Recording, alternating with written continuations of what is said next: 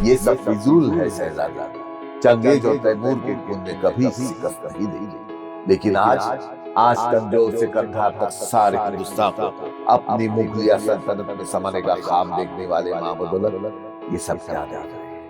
अरे हमारी आंखों के सामने सिवापुर सल्तनत की तामीर कर चुका है, हमारी लाखों की फौज के सूबेदारों को शिकस्त देकर खदेड़ दिया। तुम्हाला ऍक्टर व्हायचं होतं बेसिक। बर पण परवा मी जेलमध्ये जाणार आहे 30 तारखेला। का? मी जेलमध्ये जातो आहे। एवढं ते मला असं मनापासून वाटायचं की मला मोठं व्हायचं आहे, की एखादा कार्यक्रम असायचा फॅमिली गॅदरिंग, तर तेव्हा मी इक्लेअर नावाचं चॉकलेट बरोबर ते घेऊन जायचो। म्हटलं तुला इक्लेअर पाहिजे का, तुला पाहिजे का, तुला पाहिजे का, एक एक चॉकलेट माझी येऊन सही घ्यायची। बापरे, आणि ते छोले भटुऱ्यात मजा असते, पावभाजीत मजा असते की नाही? म्हटल्यावर तुझ्या चेहऱ्यावर स्माइल आला। तो शर्ट आवडला मला। हो, थँक्यू सो मच।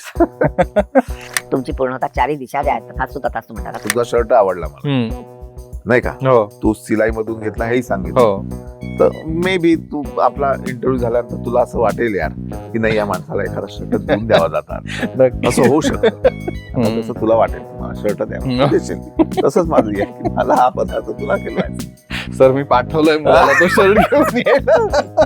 मतलब ब्रॅडली उसके साथ में रख देते। बोले ब्रॅडली क्या है? तर माझा आविर्भाव असा होता, आपको ब्रॅडली नहीं पता? हो तो म्हणजे सुना है ना। म्हणलं इथे अर्धी लढाई जिंकली आपणच पहिले आपल्या पदार्थांना कमी लेखतो। तर आदल्या दिवशी आम्ही झुणका भाकर केली होती, तर त्यात छोट्या भाकऱ्या काही उरल्या होत्या।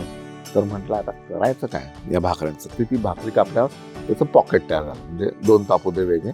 मग मी काय केलं, त्याला हिरवी चटणी लावली, झुणका नवीन फ्रेश बनवला तो भरला, त्याच्यात एक कांद्याची चकती टाकली, त्याला रॅप केलं छान, त्याच्यावर एक टोमॅटोचं फूल लावलं आणि इंडियन कॉटेज सँडविच असे म्हणून ते लावून ठेवले छान।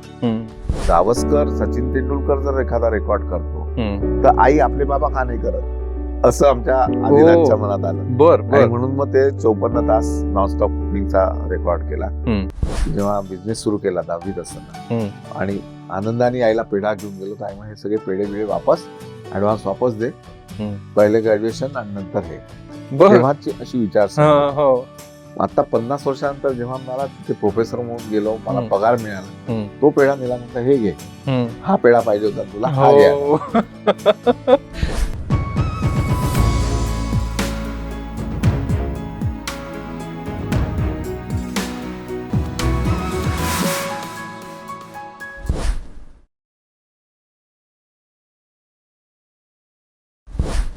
नमस्कार, मी निनाद देशपांडे। रोलिंग स्कोपच्या विचार 360 या सेगमेंटमध्ये तुम्हा सगळ्यांचं खूप खूप स्वागत करतो। मंडळी, काय आहे ना, खायला सगळ्यांनाच आवडतं, पण खाऊ घालायला फार कमी लोकांना आवडतं, आणि त्यातलंच एक व्यक्तिमत्व आज आपल्या स्टुडिओमध्ये आहे। खरं तर यांना इंट्रोडक्शनची गरजच नाहीये, कारण की जगप्रसिद्ध असे सेलिब्रिटी शेफ विष्णू मनोहर हे आज आपल्या स्टुडिओमध्ये आलेले आहेत।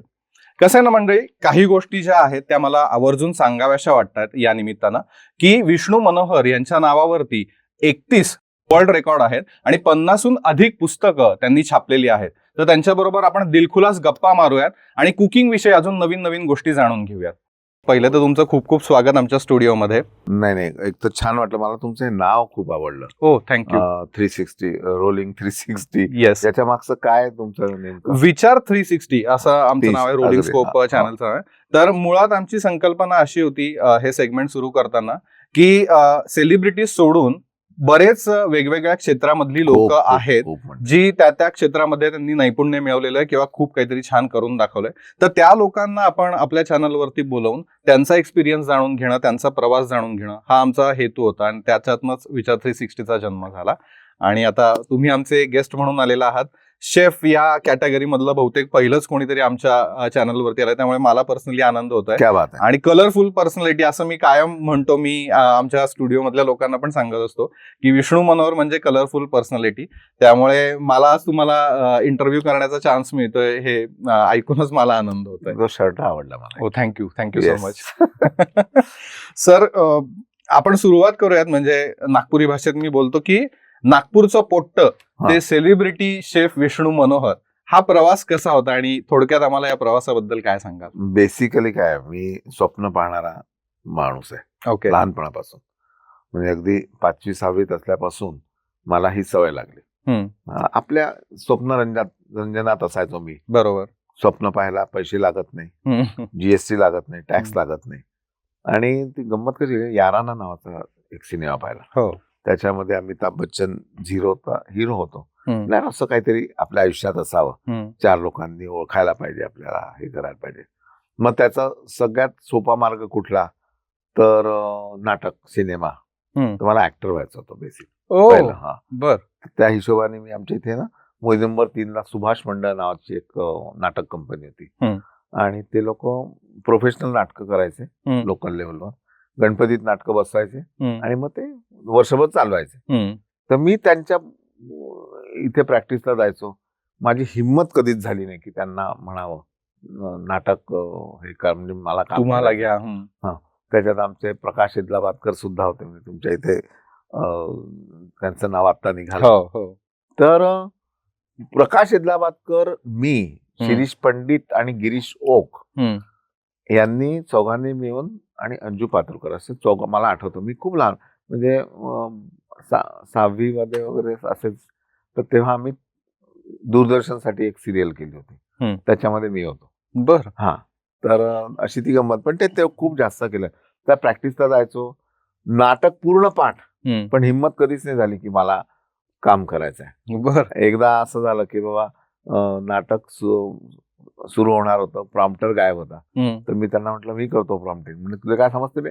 हा, म्हणलं मला सगळं समजते. मी स्क्रिप्ट न घेता ते Prompting त्यांना हे केलं. अशी ती गंमत होती. पण झालं काय, माझे बाबा चित्रकार, आई गाणारी होती. तर आईला वाटायचं मी गाणारा व्हावं, बाबांना वाटायचं मी चित्रकार व्हावं. पण मी झालो खाणारा. कारण मला आईकडलं घराणं जे होतं ते फूडी होतं, खूप छान, मध्य प्रदेशातलं होतं. तर त्याच्यामुळे तिकडला जो प्रदेश आहे तो खाणं, खाओ पिओ, गाणे बजाओ असा वाला होता. तर ते करत असताना मग साहजिकच ओढा जो होता तो खाण्यापिण्याकडे जास्त होता. आणि मग या विषयाकडे असा वळलो मी. पण म्हणजे आधी तुम्ही असा कधी विचार केला नव्हता? नाही, असा विचार नव्हता केला की मी फूडशी रिलेटेड बिझनेस करेन. मला इंडस्ट्रियलिस्टही व्हायला आवडलं असतं. मला खनिजाकडे ओढ होती माझी. मी मध्यंतरी म्हणजे 94 मध्ये जय जलाराम शिपिंग, मला समुद्र आवडायचं, मला जहाज आवडायचं, अजूनही आवडतं. तर शिपिंग कंपनी एक काढली. आणि तेव्हा चौगुल्यांबद्दल मी वाचलं होतं. म्हटलं असं काहीतरी करायला पाहिजे आपण. ते मी भावनगर, जे गुजरात आहे, अलंग, तिथे गेलो. आणि तिथे ना असे प्लॉट्स मिळायचे. त्याला खड्डा म्हणायचे, की त्या प्लॉटवर तुमचं जहाज, तो भाग असा आहे भौगोलिक परिस्थिती की तिथे जहाज पूर्णपणे जमिनीवर येतं. ओके. आणि मग ते जुनी झालेली जहाज तिथे ब्रेक करतात आणि त्याला कबाडीमध्ये विकतात. बर. तर 3-3 वर्षासाठी तुम्हाला तो प्लॉट मिळतो. तो मला मिळाला. मी एक जहाजही घेतलं. पण त्याच्यात बरेच वर्ष माझे गेले. पण मला आवडला तो एकूण जो काय प्रवास होता तो. पण नंतर मी काय त्याच्यात पडलो नाही आणि शिपिंग कंपनी बंद झाली. तर असा तो प्रवास. तर हे करता करता माझे बाबा चित्रकार होते. ते मला थर्माकोलचे लेटर्स बनवून द्यायचे. ते घेऊन आम्ही कुठेतरी डेकोरेशनचे कामं करायचो. असं करता करता एक कॅटरर्सची ओळख झाली. त्याच्याकडे डेकोरेशन बरोबर ते फूड जे लागायचं, त्याचं प्रेझेंटेशन किंवा एकूण मेनूची पद्धत, तिथेच मला इंटरेस्ट यायला लागला. मी त्यांना मदत करायचो. पण तेव्हाही माझ्या मनात नव्हतं की मी हा बिझनेस करेन. पण एकदा काहीतरी झालं, त्यांनी 2 शब्द मला काहीतरी वाईट म्हटले, म्हणून मी जिद्दीने ते काम सुरू केलं. 10वी मध्ये असताना पहिलं कॅटरिंगचं काम केलं. आणि मग त्याच्यानंतर इथेच आलो मी. कारण शेवटी काय गरज होतीच पैशाची. मला घरची परिस्थिती दिसायची. बाबा आमचे खूप पापभीर होते बिचारे. त्यांनी खूप काम, दिनानाथ दलालांकडे ते काम करायचे. मोठे चित्रकार होते. त्यांनी नाव खूप कमवलं, पण पैसे असं त्याच्या मागे नव्हते ते. तर पण त्यांच्या नावामुळे आम्हाला कामं मिळत गेली. मग मी, माझा मोठा भाऊ प्रवीण, प्रफुल्ल, आमची बहीण, सगळ्यात मोठी, आम्ही 4 भावंड, सगळे मिळून ते 1-2 वर्ष केल्यानंतर मग तर सुसाट सुरू झाला सगळं कार्यक्रम. नंतर तो प्रवास सुरू झाला, तो बहुतेक थांबलाच नाही. जेव्हा कॅटरिंगचा व्यवसाय सुरू झाला तर त्याच्यात एक नाव होत गेला, पैसा येत गेला, पण नेम फेम हे जे असतं की 4 लोकांनी आपल्याला ओळखावं, बोलावं, आपल्यासोबत आपल्या सह्या घ्याव्या, तेव्हा सह्यांचं प्रकरण होतं. बरोबर. 84-85 15-16 वर्षाचं वय होतं. तर ते काही होत नव्हतं. तर ते साला कुठेतरी वाटायचं मनात की यार हे जमून नाही राहिला. मग तेव्हा मी सांगतो तुला की एवढं ते मला असं मनापासून वाटायचं की मला मोठं व्हायचंय, की एखादा कार्यक्रम असायचा फॅमिली गॅदरिंग, तर तेव्हा मी इक्लेअर नावाचं चॉकलेट होतं, बरोबर, ते घेऊन जायचो. म्हटलं तुला इक्लेअर पाहिजे का, तुला पाहिजे का, तुला पाहिजे का, एक एक चॉकलेट देईन. माझी येऊन सही घ्यायची तिथे, बापरे, आणि ते फोटो काढ. हो, क्या बात आहे. बर, असे ते फोटो माझ्याकडे असेल, देईन एखादा शेअर करेन. नक्की करा. तेव्हाचे ते फोटो. तर तेवढी ती माझी अशी क्रेज होती, इच्छाशक्ती होती. म्हणून मी नेहमी म्हणतो की इच्छाशक्ती, स्वप्न तुम्ही बघत राहा, तुमची पूर्णता 4 दिशा ज्या आहेत तथास्तु तथास्तु म्हणतात. आता तुझा शर्ट आवडला मला, नाही का, तू सिलाई मधून घेतला हेही सांगितलं, तर मे बी तू आपला इंटरव्ह्यू झाल्यानंतर तुला असं वाटेल यार की नाही, या माणसाला एखादा शर्ट देऊन द्यावा जातात, असं होऊ शकतं. तर 4 दिशा तुम्ही व्यक्त व्हा फक्त. बरोबर, नेहमी हे असतं, व्यक्त व्हा. कुठलीही इच्छा तुम्ही व्यक्त करा, तर ती होते पूर्ण. तर हे करताना मग म्हटलं की यार मग आता आपण सिनेमाकडे नाही जाऊ शकलो, नाटकाकडे जाऊ शकलो नाही, तर म्हटलं या क्षेत्रात काय करता येईल. मग काम करता करता रेसिपी शिकत गेलो. रेसिपी आवडणं वेगळी गोष्ट आहे, पण रेसिपी शिकणं ही वेगळी गोष्ट आहे, आणि रेसिपी आवडलेली शिकून विकणं ही तिसरी गोष्ट आहे. सगळ्यांचे समीकरण वेगळे आहे. तुम्ही चांगला बिझनेसमॅन असायला पाहिजे, तोंडात साखर असायला पाहिजे, वाढण्यामध्ये तुमची एक वेगळं जे आदर आतिथ्य हे सगळं त्याच्याबरोबर पाहिजे. तर मग म्हटलं चला ह्याच्यातही आपण काहीतरी, मग कुकरी शो पहिले घेतले. तेव्हा काही नाव वगैरे नव्हतं माझं, तर कुकरी शोला येणार कोण. मग संस्थेला म्हणायचं फक्त टेबल दो मला, बाकी मी सगळं आपले चंबू गबाळा घेऊन जायचो, विदाऊट माईक करायचो, विथ माईक करायचो, जे असेल. पण त्यांनी काय होत गेलं, मग आमच्या घरचे म्हणत पैसे मिळत नाही, तू करतो कशाला. म्हटलं यांनी ऍटलिस्ट पुढे जाऊन जर मला कुठे प्लॅटफॉर्म मिळाला तर मला, मी एकदम नवा नसेल त्या प्लॅटफॉर्मसाठी, मला ही सगळी सवय झालेली असेल लोकांशी बोलायचं, आणि त्याच्यातूनच शिकत गेलो मी सेल्फ मेड. आणि नंतर मग टेलिव्हिजनवर यावं हे जे वाटलं ते संजीव कपूरमुळे. त्यांचा शो होता, आणि मी तो शो बघून मग मला असं वाटलं की नाही यार, आपण असं काहीतरी करायला पाहिजे. आणि तेव्हा सांगतो मी तुम्हाला की इच्छाशक्ती तुमची जर चांगली असेल आणि प्रामाणिक प्रयत्न असेल, त्याचे 3 उदाहरण मी इथे देणार आहे. ते उदाहरण याच्यासाठी की लोकांनी याच्यातून शिकावं, काहीतरी प्रेरणा घ्यावी. की संजीव कपूरला दुरून पाहायचो, आणि या माणसाची कधी भेट होईल, ओळख होईल, याच्या पलीकडे चांगला मित्र होऊन त्याच्या लिमिटेड 500 लोकांच्या पार्टीत तो आपल्याला बोलवेल, हा प्रवास एक इच्छाशक्तीच्या जोरावर झालेला. वा वा वा, okay. Very good friend of mine. काही प्रॉब्लेम आला, कधी काय, मी फोन करतो तर संजीव जी बोलतात आणि मला सांगतात. तर दुसरं एक उदाहरण मिळतो विठ्ठल कामतांचं, की विठ्ठल कामत एवढं मोठं नाव आहे त्यांचं. ऑर्किड हॉटेलमध्ये 2003 साली एक वराडी फूड फेस्टिवल होता, त्याच्यासाठी मी शेफ म्हणून गेलो होतो, आणि त्यांचं एका पुस्तकाचं प्रकाशन त्या हॉटेलमध्ये होत होतं. बँक्वेट हॉलमध्ये 600-700 लोक होते, स्टेजवर विठ्ठल कामत होते. मी हॉलच्या सगळ्यात शेवटी कोपऱ्यात एका दरवाजात उभाच होतो, म्हणजे बसायलाही मला तिथे म्हणलाही नाही, आणि मी एवढं हेही नव्हतो. म्हटलं यार, या माणसाशी एकदा फक्त आपल्याला शेक हँड करायचा आहे, भेटायचं आपल्याला. एवढा म्हटलं कुठून कुठे गेलेला हा माणूस. बरोबर, तेवढीच इच्छा. कट टू 8 वर्षांनंतर तेच ऑर्किड हॉटेल, तोच स्टेज, तेच विठ्ठल कामत, त्यांच्या आईवरचं लिहिलेलं पुस्तक प्रकाशन मी करत होतो. बापरे, क्या बात आहे. तर हा सक्सेस आहे. पैसा खूप कमवला, खूप तुमचे रेस्टॉरंट झाले, हा सक्सेस आहे, पण हा नाही आहे. हा दिल को छूने वाला जिसे कहते हैं. पुण्यातलं उदाहरण देतो की 14 वर्षापूर्वी पुण्यात उदाहरण म्हणजे असं की रेस्टॉरंट उघडलं, कोणी आगा पिछा नाही, जागा अशी शोधत होतो की विष्णूजी की रसोई काढायची आपल्याला. कारण नागपुरात लोक यायची माहिती, तुम्ही पुण्यात का नाही उघडत, पुण्यात का नाही, एवढंच. आणि नंतर मग जेव्हा आम्ही ती जागा शोधली, आम्ही लिहायचो पत्ता की हार्वेस्टर क्लबच्या बाजूला विष्णूजी की रसोई. परवा एक पत्रिका आली, त्या पत्रिकेत लिहिलं होतं हार्वेस्टर क्लब विष्णूजी की रसोईच्या बाजूला. क्या बात. तो ये सक्सेस असं घडवा तुम्ही स्वतःला. नक्कीच नक्कीच सर, खूपच प्रेरणादायी प्रवास आहे. आणि इच्छाशक्तीच्या बळावरती माणूस काय काय करतो हे अगदी बरोबर कमी वेळात तुमच्याकडनं कळलं. आणि इथे मला एक स्वतःला पर्सनल गोष्ट शेअर करायला आवडेल की माझं जवळपास 2 का 3 केळवण माझी स्वतःची माझ्या लग्नाच्या आधीची विष्णूजी की रसोईमध्ये तेव्हा पण इतकं फॅड होतं त्या विष्णूजी की रसोई या हॉटेल बद्दलचं. नवीनच उघडलेलं होतं तेव्हा. आणि माझं लग्न 15 वर्षापूर्वीच झालंय, 14 वर्षापूर्वी. त्यामुळे तेव्हाचीच ती गोष्ट आहे. आणि खूप क्रेज होती. आणि मग आम्हाला पण असं भारी वाटलं, अरे वा केळवण माझं विष्णूजी की रसोईमध्ये. त्यामुळे त्या निमित्ताने मला ती पण गोष्ट शेअर करता आली. पण मला आवडलं सर की इच्छाशक्ती हा एक छोटासा जरी शब्द असला तरी त्या बळावरती माणूस काय काय करू शकतो. बरोबर. आणि तुमची तिन्ही एक्झाम्पल्स फार मोठी आहेत. आणि ह्याच्यात मग सहकलाकारही असतात खूप. बरोबर. की ती प्रबळ इच्छाशक्ती. अजून मनोज आंबिके इथे नाव एक आहे की त्यांचे मी सेशन्स अटेंड केले, त्याच्यातूनच खूप काही काही मला शिकायला मिळालं. हो, क्या बात आहे, क्या बात. सर आपण पुढे जाऊयात की अर्थातच इच्छाशक्तीच्या बळावर तुम्ही एवढं सगळं केलंस, पण ह्या सगळ्याचा गाभा होता कुकिंग. बरोबर. तर कुकिंग तुमच्यासाठी काय आहे? कुकिंग माझ्यासाठी प्रेम आहे एक. त्याच्यानंतर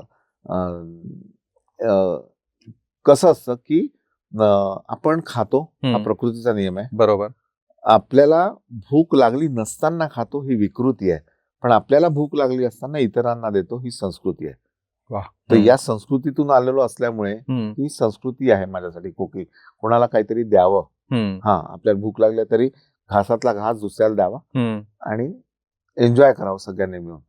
तर हे नुसतं पोट भरण्याचं साधन तर नाहीच आहे, त्याच्या पलीकडे काहीतरी आहे की ते देऊन आपण काहीतरी मिळवू शकतो, करू शकतो. किंवा ते कसं करायचं की त्याच्यातून मला काहीतरी मिळेल ही अपेक्षा नाही. दुसऱ्याची क्षुधा शांती करा. परवाचा एक प्रसंग सांगतो परत. माझे किस्से खूप आहेत आयुष्यात, कंटाळले एवढे किस्से आहेत. परवा मी नव्हतो, दिल्लीला होतो आणि आमच्या नागपूरला खासदार महोत्सव करतात. तर त्याला हे आले होते कोण, विशाल भारद्वाज आणि रेखा भारद्वाज. तर ते आदल्या दिवशी आधी आले आणि नंतर जेवणाची व्यवस्था त्यांनी 5 स्टार हॉटेलमध्ये ठेवली होती त्यांनी. तर रेखा जी म्हणे मेरे को मराठी खाना खाना है.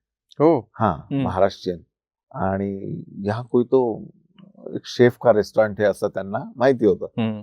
आणि मग ते सगळी पण टीमच्या टीम आली. मी नव्हतो तरी एक तर बेसिकली म्युझिक लव्हर असल्यामुळे मला यांच्याबद्दल प्रेम असतं, कलाकारांबद्दल नाही. कोणी कलाकार आला की मला आवडतं. तर मी सगळ्या सूचना देऊन त्यांना जेवढं होईल करता येईल तेवढं करत गेलो. मग तिथे येऊन त्यांनी सगळं पाहिलं, थोडं थोडं माहित होतं त्यांना. आणि मग त्यांनी फोन केला मला आणि म्हणे की विष्णुजी मैं नागपुर यदि होता था या मुंबई में आप होते, रोज आपके यहाँ खाना खाने. अरे बाप, तो इतना बढ़िया मुझे खाना मिला. पण याची ही पावती तर तिथे दिली, पण नेक्स्ट डे 35,000 लोकांनी स्टेडियम भरलेलं असताना विशालजी स्टेजवर आले. स्टेजवर गाणं 2-4 गाणे म्हटल्यानंतर त्यांना मी दिसलो समोर बसलेला. म्हणे कल मैं नागपुर जब आया तो यहाँ पे मैंने मेरे लिए व्यवस्था की थी अच्छे सितारा होटल में, पर मैंने कहा कि नहीं मुझे मराठी खाना खाना है, महाराष्ट्रीयन जेवायचं आहे. और हम गए विष्णू जी की रसोई में. आणि हा शब्द उच्चारल्यावर जे काय भावना तिथे माझ्या मनात तयार झाल्या की ही आपल्या कामाची पावती है.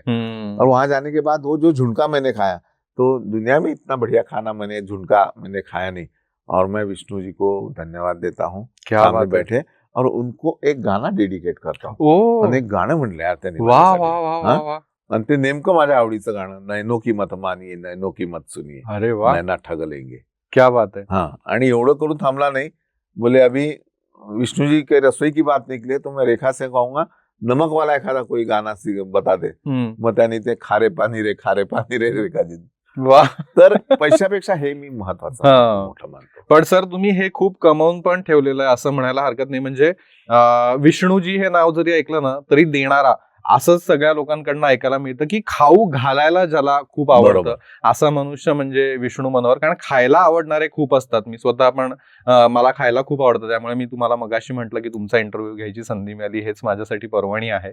पण खाऊ घालणारे आणि आवडीने खाऊ घालणारे, की आवडीने. आपण काहीतरी केलंय ते लोकांपर्यंत पोहोचावं, आणि मग मे बी त्याच अनुषंगाने तुम्ही हॉटेल्स वगैरे काढली असतील आणि मग लोकांना खायला मिळतं, त्यामुळे खरंच ती पर्वणीच आहे. सर, ह्याच मधनं बहुतेक जन्म झाला असावा फ्युजन कुकिंगचा, की तुमच्या फ्युजन डिशेस फार फेमस असतात. हो. तर त्याबद्दल काय सांगाल? त्याचा जन्म कसा झाला किंवा कसं तुम्हाला सुचलं की नाही असं काहीतरी आपण करून बघावं? गरज ही शोधाची जननी असते. हे दोन हा जो विचार आहे, हे दोन उदाहरणांनी मी तुम्हाला सांगेन. एक तर फ्युजन आणि दुसरं वर्ल्ड रेकॉर्ड्स. बरोबर.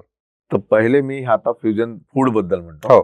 की कसं आहे की आपला पदार्थ म्हणजे आता जसं विशालजींनी म्हटलं की बाबा मला मराठी जेवायचं आहे, तर आपणच पहिले आपल्या पदार्थांना कमी लेखतो की अरे माझी ती उकडपेंडी, आमच्या इथे उकडपेंडी होते कणकीची, ती काय आवडेल लोकांना, वरणफळ काय खिलो यार नाही, हा दडपे पोहे काय खाव. पण त्याच्यामध्ये जी मजा आहे, जी पौष्टिकता आहे, ती इतर पदार्थांमध्ये सुद्धा आहे. नाही असं, पण आपलं तुम्ही ठेवा नाही सत्व. जाऊ द्या तुमच्या रिसेप्शन मध्ये तुम्ही सगळं करता, पुन्हा रिसेप्शन मध्ये तुम्ही तेच पनीर मटर मसाला, तीच तवा भाजी, तेच सगळं ठेवता. ठेवा ना तुम्ही, बिर्ड ठेवा, वालाचं बिर्डे ठेवा. का नाही तुम्हाला हे होत सगळं? बरोबर आहे. तर म्हणजे इकडे इंग्रजी बद्दल बोंब मारायची आणि आपले पोरं पुन्हा इंग्रजी शाळेत टाकायची, अशातला हा किस्सा आहे. तर तेच मराठी पदार्थ. तर जेव्हा हा फ्युजनचं निघालं, तर ते कशाला निघालं की वेगवेगळ्या रेसिपीज मी दाखवायचो मेजवानीमध्ये, आणि जवळपास 4000 एपिसोड झाले. तर 4000 रोज 2 रेसिपीज, म्हणजे एवढ्या 8000 रेसिपीज. तर याच्यातून एक तर फ्युजनला हे चालना मिळाली असेल. आणि दुसरं काय झालं की बाबा मी फूडी असल्यामुळे मला रोज सकाळी उठून काहीतरी छान घरी व्हायचंच. म्हणजे आमच्याकडे जॉईंट फॅमिली, 6-7 पोरं आहेत घरी, सगळ्या भावांना 1-1, 2-2 असे. तर त्यांच्यासाठी काहीतरी डब्बे तयार व्हायचे आणि तो सुवास सगळा वर यायचा. मी फर्स्ट फ्लोअरला राहायचो, तर मी नेमका खाली जायचो. आपण म्हणजे त्याच्यातून घ्यायचं नाही, कारण ते बिचारे मोजमाच केलेले. त्या दिवशी तिथे पाहिलं की तिथे सँडविचेस तयार होते, इडलीची तयारी होती, आणि म्हटलं यार हे 7-8 तुकडे आहेत सँडविचचे, छोटे छोटे. एक तुकडा कुणाला समजतो घेतलेला, मी घेतला आणि आपणाचा आवाज आला. तर घाबरून तो तुकडा पडला इडलीच्या बॅटर मध्ये. बर. हा, तर ती आली, म्हणे काय तुला सांगितलं होतं ना नाही करायचं. म्हटलं मी काहीही खात नाही, मला भूकच नाही. म्हटलं मी एक नवीन पदार्थ शोधतोय. म्हणे काय? म्हटलं एक पांढरा कपडा आहे. आता खोटं बोलत गेलं तर ते सुचायलाही पाहिजे. हो, म्हणजे हे ऑन द स्पॉट चाललंय सगळं. On the spot. तोपर्यंत डोक्यात नव्हतं काहीतरी. मग तो पांढरा कपडा आणला, तो ओला केला, मग तो त्याच्यात पडलेला तुकडा व्यवस्थित बुडवला, त्या कपड्यात ठेवला, त्याला लपेटून त्याला स्टीम केलं, बाहेर काढलं, अमूल बटर घातलं, त्याच्यावर चिरलं, वरून पांढरी इडली, मध्ये ब्रेड, त्याच्या खाली हिरवी चटणी. ब्रॅडली नावाचा पदार्थ तयार झाला. वा, इडली आणि ब्रेड. तर मग ही ब्रॅडली झाल्यानंतर ती विकायची कशी? मग त्याच्यासाठी अजून वेगवेगळ्या क्लुप्त्या. की आपला पदार्थ मांडताना मग ती तेव्हा कुठलं तरी लगेच एक निरीचं सेमिनार होतं. एक माथुर म्हणून दिल्लीचा माणूस आलेला होता, आणि तो म्हणे कुछ नया दो बोले आप. बोला ठीक है, बिल्कुल नया देते. 2-3 नेहमीचे पदार्थ सांगून बोला ब्रॅडली उसके साथ में रख देते. तो बोले ब्रॅडली क्या है? तर माझा आविर्भाव असा होता, आपको ब्रॅडली नहीं पता? तो म्हणे सुना है ना. म्हणलं इथे अर्धी लढाई जिंकली आपण. मग त्याला ती ब्रॅडली डिस्क्राईब केली, ते झालं. मग त्यांची फूड कमिटी होती, त्याच्यात तो बसला, मी बसलो. मग त्यांनी सांगितलं, बरं त्याही लोकांच्या ब्रॅडली नवीन पदार्थ आहे, बरोबर. मग त्या लोकांनी सर ब्रॅडली क्या आहे? तर तो माझ्या आविर्भावात आप लोगों को ब्रॅडली नाही पता? तर त्यातले काही लोक हा हे है वगैरे. मग मी एक्सप्लेन केलं आणि ती ब्रॅडली चालली. झुणका भाकर, अमेरिकेमध्ये झुणका भाकर विकताना हे फ्युजनच झालं. म्हणजे फ्युजन म्हणण्यापेक्षा त्याला ट्विस्ट दिला. तर तिथे कसं, अमेरिकेपेक्षा मी इथलं उदाहरण देतो की एक इंटरनॅशनल सेमिनार होतं, आणि त्याच्यामध्ये सकाळचा ब्रेकफास्ट जो असतो तो अर्थात इडली, वडा, सांबार, याच्या बरोबर आपला मिसळ पाव, वडापाव, उपासाची खिचडी, हे शिवाय सँडविचेस, पोरेज आणि बाकी काय काय ते इंग्लिश पदार्थ ते असायचे. तर आदल्या दिवशी आम्ही झुणका भाकर केली होती. तर त्यात छोट्या भाकऱ्या काही उरल्या होत्या. तर म्हटलं आता करायचं काय या भाकऱ्यांचं. ती भाकरी कापल्यावर त्याचं पॉकेट तयार झालं, म्हणजे 2 पापुद्रे वेगळे. मग मी काय केलं, त्याला हिरवी चटणी लावली, झुणका नवीन फ्रेश बनवला, तो भरला, त्याच्यात एक कांद्याची चकती टाकली, त्याला रॅप केलं छान, त्याच्यावर एक टोमॅटोचं फूल लावलं आणि इंडियन कॉटेज सँडविच असे म्हणून ते लावून ठेवले छान. प्रेझेंटेशन बदललं, आतमध्ये काय ते माहित नाही, आणि आतमध्ये उघडल्यावर तो झुणका भाकर लोकांना आवडली. तर रेग्युलर सँडविच पेक्षा झुणका भाकर गेली. तर तुमच्या पदार्थावर तुमचं प्रेम असावं, काहीतरी नवीन देण्याची इच्छा असावी, तर हे सगळं प्रकार घडत असतात. क्या बात आहे. त्याच्यातून हे फ्युजनचा प्रकार असा सुरू झाला. आणि मला हे फ्युजन आवडत नाही. तुम्ही युट्यूबवर बघत असाल की त्याच्यात मेयोनीजही टाकतायत, चीजही टाकतायत, बटरही, खालतून बटर, वरतून बटर, त्याच्यानंतर पुन्हा क्रीम, असं हे करत. खूपच बेकार आहे. एवढं नको. म्हणजे तो मूळ पदार्थ आपण फ्लॉवर खातोय की काय खातोय ते समजत नाही. खरंय खरंय. तर अशातले माझे फ्युजन्सचे वेगवेगळे प्रकार असतात आणि मजा येते. दुसरं वर्ल्ड रेकॉर्ड बद्दल की पहिला वर्ल्ड रेकॉर्ड झाला 2099 साली झाला असेल, आणि तो केला होता मी सगळ्यात मोठा पराठा. तर तो पराठा जेव्हा केला तर गरज ही शोधाची जननी कशी असते, तो फेस्टिवल घडवण्यात माझे सगळे पैसे लागले. फेस्टिवल लोकांपर्यंत पोहोचावं म्हणून काहीतरी वेगळं करावं म्हणून मी, आमचा मित्र आहे मनीष अवस्थी नावाचा, तर तो आता ब्युरो चीफ आहे आज तकचा, दिल्लीला असतात. तर आम्ही सोबत एका गल्लीत म्हणलं यार, तो म्हणलं यार मनीष इसको चमकाना पडता. तेव्हा जास्त चॅनल नव्हते, आज तक होतं. अरे यार ऐसा नहीं चमकता, बोले त्याचा आवाज असा बोले कुछ तो करना पडेगा तेरे को. क्या? बोले एखादा वर्ल्ड रेकॉर्ड कर, बडा पराठा बना. तसं तेव्हा काय हे सगळे मोबाईल वगैरे नसल्यामुळे वर्ल्ड रेकॉर्ड वगैरे शोधून आणणं, ती पुस्तक वाचणं, त्याच्यात असा काही रेकॉर्ड नव्हता. मग मी म्हटलं चलो पराठा बनाते. मग 5 फूट बाय 5 फुटाचा पहिला तो पराठा बनवला. त्याची न्यूज तयार झाली, तो पराठा पाहायला लोक यायचे, आणि मग तो फेस्टिवल आमचा हिट झाला, दौड पडा. मग तोच पराठा फेस्टिवल पुण्यात मी गांधी लॉन्सला केला होता 2002 साली. तेव्हाही मग तो पराठा पाहायला लोकांनी गर्दी केली होती. तर असं ते वर्ल्ड रेकॉर्ड करण्याचं. मग नंतर मग कबाब फेस्टिवल केला, मग तो प्रमोट करण्यासाठी मोठा 9 फूट लांबीचा कबाब केला. मग स्वतंत्र 75 साल, मग 75 भाताचे प्रकार तयार केले. असा तो एक ट्रेंड सुरू झाला. पण मग तेव्हा मग गंमत काय की कुठल्या कुठल्या कारणाने हे रेकॉर्ड करत गेलो. मग खिचडीला राष्ट्रीय अन्न घोषित करावं म्हणून काहीतरी सुरू होतं. म्हटलं नुसतं बोलून थांबायचं नाही, काहीतरी करायचं. मग मॅक्झिमम खिचडी 1000 किलोची होती. म्हटलं हम 5000 की बनाएंगे, आणि मग 5000 किलोची खिचडी बनवली. मग त्याच्यासाठी भांडं लागत होतं.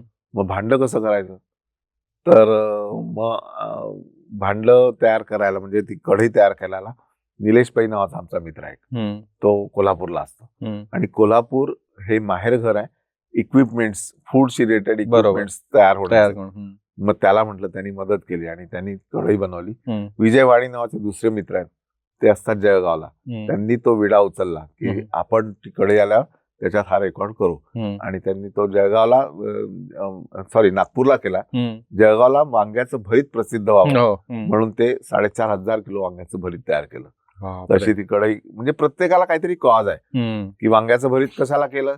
तर जगात सगळीकडे फिरत असताना मुतब्बल नावाचा वांग्याचा एक पदार्थ, ज्याला बाबा गणोश असं सुद्धा म्हणतात, मिडल ईस्टचा तो प्रकार आहे, तो सगळीकडे प्रसिद्ध होतो. मग माझं जळगावचं वांग्याचं भरीत का नाही होत, ते जास्त पौष्टिक आहे, जास्त टेस्टी आहे तरी पण. मग त्याच्यासाठी म्हणून तो घाट घातला. मग खिचडी व्हावी म्हणून दिल्लीला जंतर मंतर मैदानामध्ये एवढी मोठी कढई नेली, तिथे खिचडी तयार केली.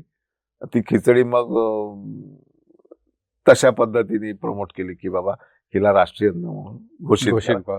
आता युनेस्कोने आपल्या लखनौचे काही पदार्थ घेतले आहेत की त्याला त्यांच्या प्लॅटफॉर्मवर त्यांनी जागा दिलेली आहे. आणि आता माझा प्रयत्न आहे की मराठी पदार्थांना युनेस्कोनी मान्यता दिली पाहिजे की बाबा हे खरंच खऱ्या अर्थाने सात्विक आणि पौष्टिक पदार्थ आहे, आणि त्याचे प्रयत्न माझे सुरू आहे. आणि तुम्हाला एक गंमत सांगतो की डॉक्टर अभय बंग आहेत. त्यांचं माझा साक्षात्कारी हृदयरोग नावाचं एक पुस्तक आहे. त्याच्यामध्ये उल्लेख आहे का इंग्लिश डॉक्टरनी केला की तुमच्या हार्टसाठी किंवा तब्येतीसाठी सगळ्यात चांगला आहार म्हणजे भारतातला सात्विक आहार.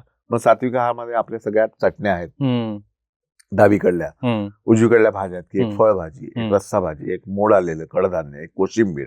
डावीकडल्या चटण्यांमध्ये कारळाची चटणी, त्याच्यानंतर तिळाची चटणी, जवसाची चटणी, लसणाची चटणी. ह्या सगळ्या चटण्या ज्या जरी डाव्या असल्या तरी त्या उजव्या आहेत. क्या बात आहे. हा, कारण उजव्या भाज्या ज्या आहेत त्यांना चांगलं करण्यासाठी डाव्याचं काम येतं. तर मी नेहमी आमच्या एक नागपूरच्या लेखिका आहेत, त्यांनी डावं तरी उजवं चटण्यांचे प्रकार दिले होते. तर खरंच आहेत त्या चटण्या डावीकडे का असतात? कारण त्या जास्त तिखट, तुरट, आंबट, खारट अशा चवीच्या असतात. त्या भाज्यांना चव वाढण्यासाठी कधीतरी कामात येतं. आणि आपण जे ताट वाढतो मराठी, ते कधीही उत्कृष्ट नमुना आहे. हात आणि याचा हे व्हावा की मीठ असतं समोर, दूर असतं, मिठाचा वापर जास्त नको किंवा जास्त न घेतल्या त्याला घ्यायला त्रास होतो. डावीकडे चटण्या असतात, आपण उजवीकडून खातो भाज्या अशा घेतो, चटणीसाठी डावीकडे जावं लागतं. तर असं सगळं डावीकडे आपण पाण्याचा ग्लास ठेवतो कारण तो खरकटा नाही व्हायला पाहिजे. तर हे सगळं रुजायला पाहिजे रे पोरांमध्ये. आपल्या इथले पोट्टे साले हे करते, ते चमच्याने खातात. भात खाताना असं, अरे असा भात काय खाता तुम्ही, असा जोडून काय यार, नाही का? बरोबर, एक आत्मीयता असते, प्रेम असतं. आता अंग्रेज गोरे लोक सुद्धा हाताने कारण बोटाचं महत्व त्यांना कळलेलं आहे. बरोबर आहे. तर नाही, खूपच छान. म्हणजे मुळात ह्यातनं काही गोष्टी आता प्रामुख्याने जाणवल्या, त्या म्हणजे आपली संस्कृती कुठेतरी पुढे जावी यासाठी सुद्धा तुमचा आतोनात प्रयत्न सुरू असतो. आणि नाही आहे की माझी संस्कृती आहे म्हणून जावी, हे गरजेचं आहे. बरोबर, हा गरजेचं आहे. पण मग सर, आता तुम्ही बोलताना वर्ल्ड रेकॉर्डचा सुद्धा उल्लेख झाला आणि जवळून आपण मगाशी बोललो 31 वर्ल्ड रेकॉर्ड तुमच्या नावावरती ऑलरेडी आहेत. तर मग हे वर्ल्ड रेकॉर्ड करत असताना अर्थातच तुम्ही आता सांगितलं की संस्कृती पुढे जावी वगैरे वगैरे, पण ह्याच्या पलीकडे पैसा, पब्लिसिटी अशा काही गोष्टी डोक्यात होत्या की ज्यामुळे तुम्हाला वर्ल्ड रेकॉर्ड करावेसे वाटले? आतापर्यंत जे रेकॉर्ड केले ते अननोईंगली केले, की प्रत्येकाला काहीतरी कॉज होता म्हणून केले. मग 54 तास नॉनस्टॉप कुकिंग केलं, ते मुलासाठी केलं. अर्थात सगळ्या लहान मुलांना सचिन तेंडुलकर, गावस्कर देव असतो त्या वयामध्ये. क्रिकेट हे त्यांचं सगळं विश्व असतं. बरोबर. मग गावस्कर, सचिन तेंडुलकर जर एखादा रेकॉर्ड करतो तर आई आपले बाबा का नाही करत, असं आमच्या आदिनाथच्या मनात आलं. आणि म्हणून मग ते 54 तास नॉनस्टॉप कुकिंगचा रेकॉर्ड केला. आणि नंतर मग ती कढई झाली. मग आता कढई रिकामी एवढी पडलेली आहे, तर मग तिचा वापर अजून व्हावा. मग अजून काय काय अशा रेसिपीज आहेत. मग पुण्यात येऊन मिसळ तयार केली. बरोबर. त्याच्यानंतर मग तुमचं काय सर, अयोध्येमध्ये 7000 किलोचा राम हलवा म्हणजे शिरा तो केला. पण त्याच्या आधी मला मिलेट्स बद्दल सांगावं असं वाटतं. मिलेट्स की मिलेट्सचा प्रचार जेव्हा मोदीजींनी करायला सांगितला, तर त्यावेळी मी 7 शहरांमध्ये मिलेट्सचे वेगवेगळे प्रकार केले. नाशिकला पहिला मिलेट्सचा प्रकार केला. भगरीपासून मी एक वेगळा पदार्थ तयार केला. चोरियाजींनी ती पूर्ण कुठला ब्रँड आहे, छान भगरीचा ब्रँड आहे, तर सोनपरी भगर, तर त्यांनी ती भगर देऊन त्याच्यापासून वेगवेगळे पदार्थ आम्ही तयार केले. तर असं ते सगळं होतं. तर कढईचा वापर मॅक्झिमम व्हावा, की नुसती ती शोभेची वस्तू नको व्हावा, म्हणून मग तो एक हे केला. आणि नंतर मग अयोध्येला, म्हणजे तो एवढे वर्ल्ड रेकॉर्ड, एवढं जे काय आतापर्यंत केलं ते एका बाजूला, पण अयोध्येचा रेकॉर्ड एका बाजूला. त्याच्याबद्दलच मला अजून जास्त ऐकायला आवडेल, कारण की राम मंदिर उभं राहिलं ही सगळ्यांसाठीच आपल्या एक गर्वाची गोष्ट होती. आणि त्यामध्ये आपलं काहीतरी द्यावं, योगदान द्यावं या हिशोबाने म्हणा, किंवा काय तुमच्या नक्की डोक्यात असेल ते तुम्हीच सांगा. पण 7000 किलोचा तुम्ही राम हलवा केला, 1.5 लाख लोकांनी त्याचं भक्षण केलं, प्रसाद म्हणून घेतला तो. तर त्याबद्दल काय सांगाल, एक्सपिरियन्स कसा होता? तो दिवस होता विजयादशमीचा. आणि विजयादशमी उत्सव आमच्या रेशीम बागेमध्ये असतो. मोहनजी भागवतांचं भाषण असतं. आणि तेव्हा त्यांनी डिक्लेअर केलं की फेब्रुवारीमध्ये राम मंदिर 22 तारखेला ओपन होणार आहे. आणि तेव्हा मला क्लिक झालं की नाही यार, रामासाठी प्रसाद आपला व्हायला पाहिजे. आणि मग त्या दृष्टीने मी प्रयत्न सुरू केले, की तिथे जाऊन सांगितलं की आम्ही असं असं करणार आहे वगैरे. आणि जेव्हा त्यांनी हो म्हटलं, मग तेव्हा म्हटलं की नाही, आता कढई जी आहे ती सुद्धा आपण नवीनच न्यावी. हो. एवढे वर्ष सगळे प्रयत्न सगळ्यांनी केले, तर म्हटलं आपला हा छोटासा बाय द वे कढई हे करके बनाली ऐसे नाही. तर मी त्याच्यासाठी नवीन कढई केली, परत नवीन परत नवीन कढई. आणि तेव्हा मला 11,000 किलो बनवण्याचा मानस होता, पण तो 7,000 केला. पण कढई मात्र म्हटलं नवीन करूयात. मला तेव्हा गाडी घ्यायची होती, त्याच्यासाठी पैसे जमवले होते. तर कढईची कॉस्टच जवळपास 8.5-9 लाख रुपये होती बनवण्याची. मी घरच्या लोकांना कन्व्हिन्स केलं, म्हटलं नाही यार मेरे को ये करना है. म्हटलं हा न भूतो न भविष्यती, पुन्हा राम मंदिर दुसरं होईल नाही होईल ती दुसरी गोष्ट, बरोबर, पण जे झालाय ते एकदाच होणार आहे. म्हटलं आपल्याला मौका चान्स मिल रहा है तो क्यों नहीं. सगळ्या घरच्या मंडळींनी आमच्या हो म्हटलं. त्या बाबतीत मला घरच्यांची खूप सपोर्ट, मित्रमंडळी घरचे. रेकॉर्ड जरी मी करत असलो तरी ह्या सपोर्ट शिवाय ते काही शक्य नाही. त्याच्यामुळे आपला विश्वास आपल्या घरच्यांवर, आपल्या भाषेवर, आपल्या शहरावर, आपल्या शहरातल्या मित्रांवर असावा पहिला, तर तुम्ही बाहेर काही करू शकता. तर मग ती कढई तयार झाली. मग त्या नवीन कढईमध्ये तो हलवा, म्हणजे जिथे माणूस शिरायला जागा नाही, म्हणजे सगळं देवाची कृपा आहे. बरोबर, की माणूस शिरायला जिथे जागा नाही तिथे आपली ती कढई जाते आहे. टेलर क्रेनच लागते तिला उचलायला. आणि तो हलवा केल्यानंतर आम्हाला तिथे ताकीद, खतम नहीं होता देखना बोले, आपली पोलीस केस होगी बोले आपके. तो तिथला दरोगा येऊन म्हणाला देखो यार. आणि संध्याकाळी आल्यावर तो अक्षरशः नाचला. 7 वाजता जेव्हा तो कढईभर हलवा संपलेला होता, कारण ती दडपून जायचे कढईचे. मी चित्र तुम्हाला फोटो पाठवतो काही, ते दाखवा त्याच्यामध्ये की त्याच्यात तो हलवा कसा भरलेला आहे. आणि संध्याकाळी 7 वाजता खरवडून खाल्लेला हलवा आहे लोकांनी. आणि तोच प्रसंग मला कुंभमेळ्याला आला. कुंभमेळ्याला सुद्धा मग तो 11,000 केला कुंभमेळ्याला. तिथे तर अजून परिस्थिती बिकट होती, पण भीमनी आम्हाला साथ दिली, भीम कंपनी, हिंदुस्थान लिव्हर, आणि त्यांनी तो सगळा इव्हेंट हे केला. टाइम्स ऑफ इंडियानी खूप मदत केली त्याच्यामध्ये, आणि तो हलवा सुद्धा असाच पार पडला. पण सगळ्यात महत्वाची गोष्ट म्हणजे ज्यावेळी सांगायचे की अयोध्येला काय काय कुठून जायचं आहे, तेव्हा नागपूर पॉइंट आउट व्हायचं की नागपुरातून लाडू गेले, हलवा गेले, ते सगळे आपले आहेत, ते आपल्या प्रयत्नाने जातात. बरोबर. तर ते खूप असं भारी अशी मुवमेंट होती, खूप मजा यायची. अयोध्येचा जेव्हा हा रेकॉर्ड केला तर त्यावेळी त्याची दखल जी आहे ती डिस्कव्हरीने घेतली. 15 मिनिटाची एक डिस्कव्हरीने याच्यावर डॉक्युमेंटरी बनवली. आणि सगळ्यात शेवटी जेव्हा लिहून film bye Warner brothers, film proud होता यार. खरंच आपण अर्धे त्या इंडस्ट्रीतले, अर्धे पण ते मजा येते. आणि त्याच्यातही ती कढई जाताना पुन्हा भारताचा नकाशा, त्याच्यातून ती कढई अशी अशी अशी अयोध्येला पोहोचली. अरे लाईफ टाइम अचीवमेंट. म्हणजे सगळ्या गोष्टी एकीकडे. पण सर हे सगळं करताना ती प्रेरणा किंवा ती शक्ती म्हणता येईल, कारण की फिजिकल एफर्ट पण खूप आहेत. म्हणजे तुमचे वर्ल्ड रेकॉर्ड आपण बघितले, 54 तास कुकिंग, 5,000 एक अंड्यांचं ऑमलेट म्हणा, 7,000 किलोची मिसळ, 7,000 किलोचा हलवा, ह्याच्यासाठी फिजिकल एफर्ट पण तेवढे आहेत. तर ते बळ कुठून येतं तुमच्या अंगात? कंतारा पाहिला, कंतारा. हो, कंतारा हे मी डोक्यात ठेवलं होतं. बर. माझ्या दोन्ही पायाचे लिगामेंट्स गेलेले आहेत. आता जेवढा दिसतो त्याच्यापेक्षा 14 किलो वजन जास्त होतं माझं काही महिन्यापूर्वी. आता ते मी डेलिबरेटली कमी करतो. मला अमेरिकेला वर्ल्ड रेकॉर्ड करायचा आहे. 27 तास नॉनस्टॉप डोसे बनवायचे, पॅनकेक बनवायचे. आणि त्याचा रेकॉर्ड मी नागपूरला केला, अमरावतीला केला. स्वतःचाच रेकॉर्ड तोडला. 24 तास 14,000, 25 तास 15,000 असे डोसे बनवले आहेत. तर त्याच्यासाठी आता मला थोडं अजून फिट होण्याची गरज आहे, आणि ते करतो. कंतारा याच्यासाठी की आमचं गाव म्हणजे मेरा नैनिहाल जो आहे, म्हणजे आजीचं गाव, ते मुलताई, इकडे मध्य प्रदेशातलं. तिथे नारोयणा नावाचा एक उत्सव व्हायचा. खूप वर्ष आधीपासून आम्ही तो पाहत आलो की तो हा नाही का हिरण्यकश्यपू ते पोट फाडतो, तेव्हा ते होता. म्हणजे आता मला वाटतं जानेवारी-फेब्रुवारीत तो असतो. आणि अगदी रोडकासा मुलगा, पण त्याला तो मुखवटा घातला की त्याच्यात 10 हत्तीचं बळ येतं. आणि तोच प्रकार कंतारामध्ये आहे, तुम्ही पाहिला. तर कुठला कंतारा आहे तो माझ्या अंगात मला माहित नाही, कुठला नारोयणा तो माहित नाही. पण त्यावेळी मात्र सगळं माझं म्हणजे जे हे असतं बळ जे असतं ते एकवटून येतं आणि तो इव्हेंट होतो. म्हणजे तो सराटा जो आहे तो 22 किलो, 36 किलो, 18 किलो, एक्झॅक्टली वेगवेगळी वजन आहेत. वेगवेगळ्या स्टेजेसला तो वापरावा लागतो. आणि काम होईल आता. नाही, हे शक्य नाहीये. म्हणजे खरंच ती कुठली तरी शक्ती आहे. 100%. तुम्ही देवावरती विश्वास आहे तुमचा आणि देवच ते बळ तुम्हाला नक्की देत असेल. कारण की आपण साध्या किचन मध्ये 5 मिनिटं 10 मिनिटं जरी सराट्याने किंवा कुठल्या तरी चमच्याने काही हलवत बसलो तरी हातात कळ येणे किंवा पाय दुखणे हे प्रकार खूप स्वाभाविक आहेत.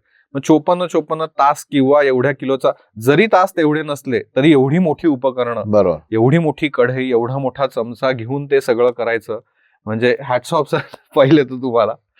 येस. वर्ल्ड रेकॉर्ड नंतर सर तुमच्या पुस्तकांबद्दल मला विचारायचं. साधारण 50हून अधिक पुस्तकं आहेत तुमची हो. आणि सगळ्या विषयांवरती. म्हणजे आतापर्यंत बहुतेक आपण व्हेज फूड बद्दल बोललो, पण नॉनव्हेज मध्ये सुद्धा तुमचा हो. तेवढाच हातखंडा आहे.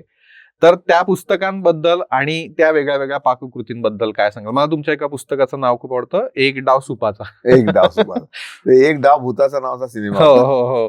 तर एक डाव सुपाचा काय काम करतं? हं, बेसिकली सूप आपण जेव्हा रेस्टॉरंट मध्ये जातो हं, इतकं घट्ट असतं सूप, हं. तर ते एक सूप पिऊन तसंच जेवण होऊन हो, जातं. जाम होतं. पण सूप कसं आहे की सूप हे जेवणाच्या आधी पिण्याचं पेय आहे की ज्याने तुमची भूक वाढेल. हं. तर ते पातळच असावं ओके. या मताचा मी आहे हं, आणि ते मी मेंटेन करतो. म्हणजे तुम्ही रसोईत आला असाल, तुम्हाला सूप नावाचा जो प्रकार मिळतो हं, तर ते पनीर तयार केल्यानंतरचं उरलेलं पाणी, भात तयार केल्यानंतर उरलेलं पाणी, त्याच्यामध्ये काही भाज्या घालून ते बेसिक बनवतो की त्याला एक स्वतःची चव असते हं, आणि ती प्यायल्यानंतर तुमची भूक वाढते. हं.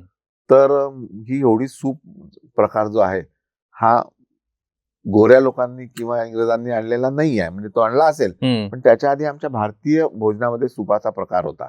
बरं. माझ्याकडे 200-200 वर्ष जुनी पुस्तक आहेत, हं, त्याच्यामध्ये सुद्धा याचा उल्लेख आहे. हं. त्याच्यानंतर नल राजांनी पुस्तकं लिहिली रेसिपीजची, हं. त्याच्यामध्ये सुद्धा उल्लेख आहे. बरं. इडलीचा उल्लेख त्याच्यामध्ये आहे. हं, तर असे ते सगळे म्हणजे परंपरा आहे आपली. माझं म्हणणं सांगण्याचं हं, तात्पर्य हे की ही परंपरा आपली आहे, हं, ही तिकडली नाही आहे. हं. हा, तिकडली आली, त्यांनी वाढवली, जे काय असेल ते असेल.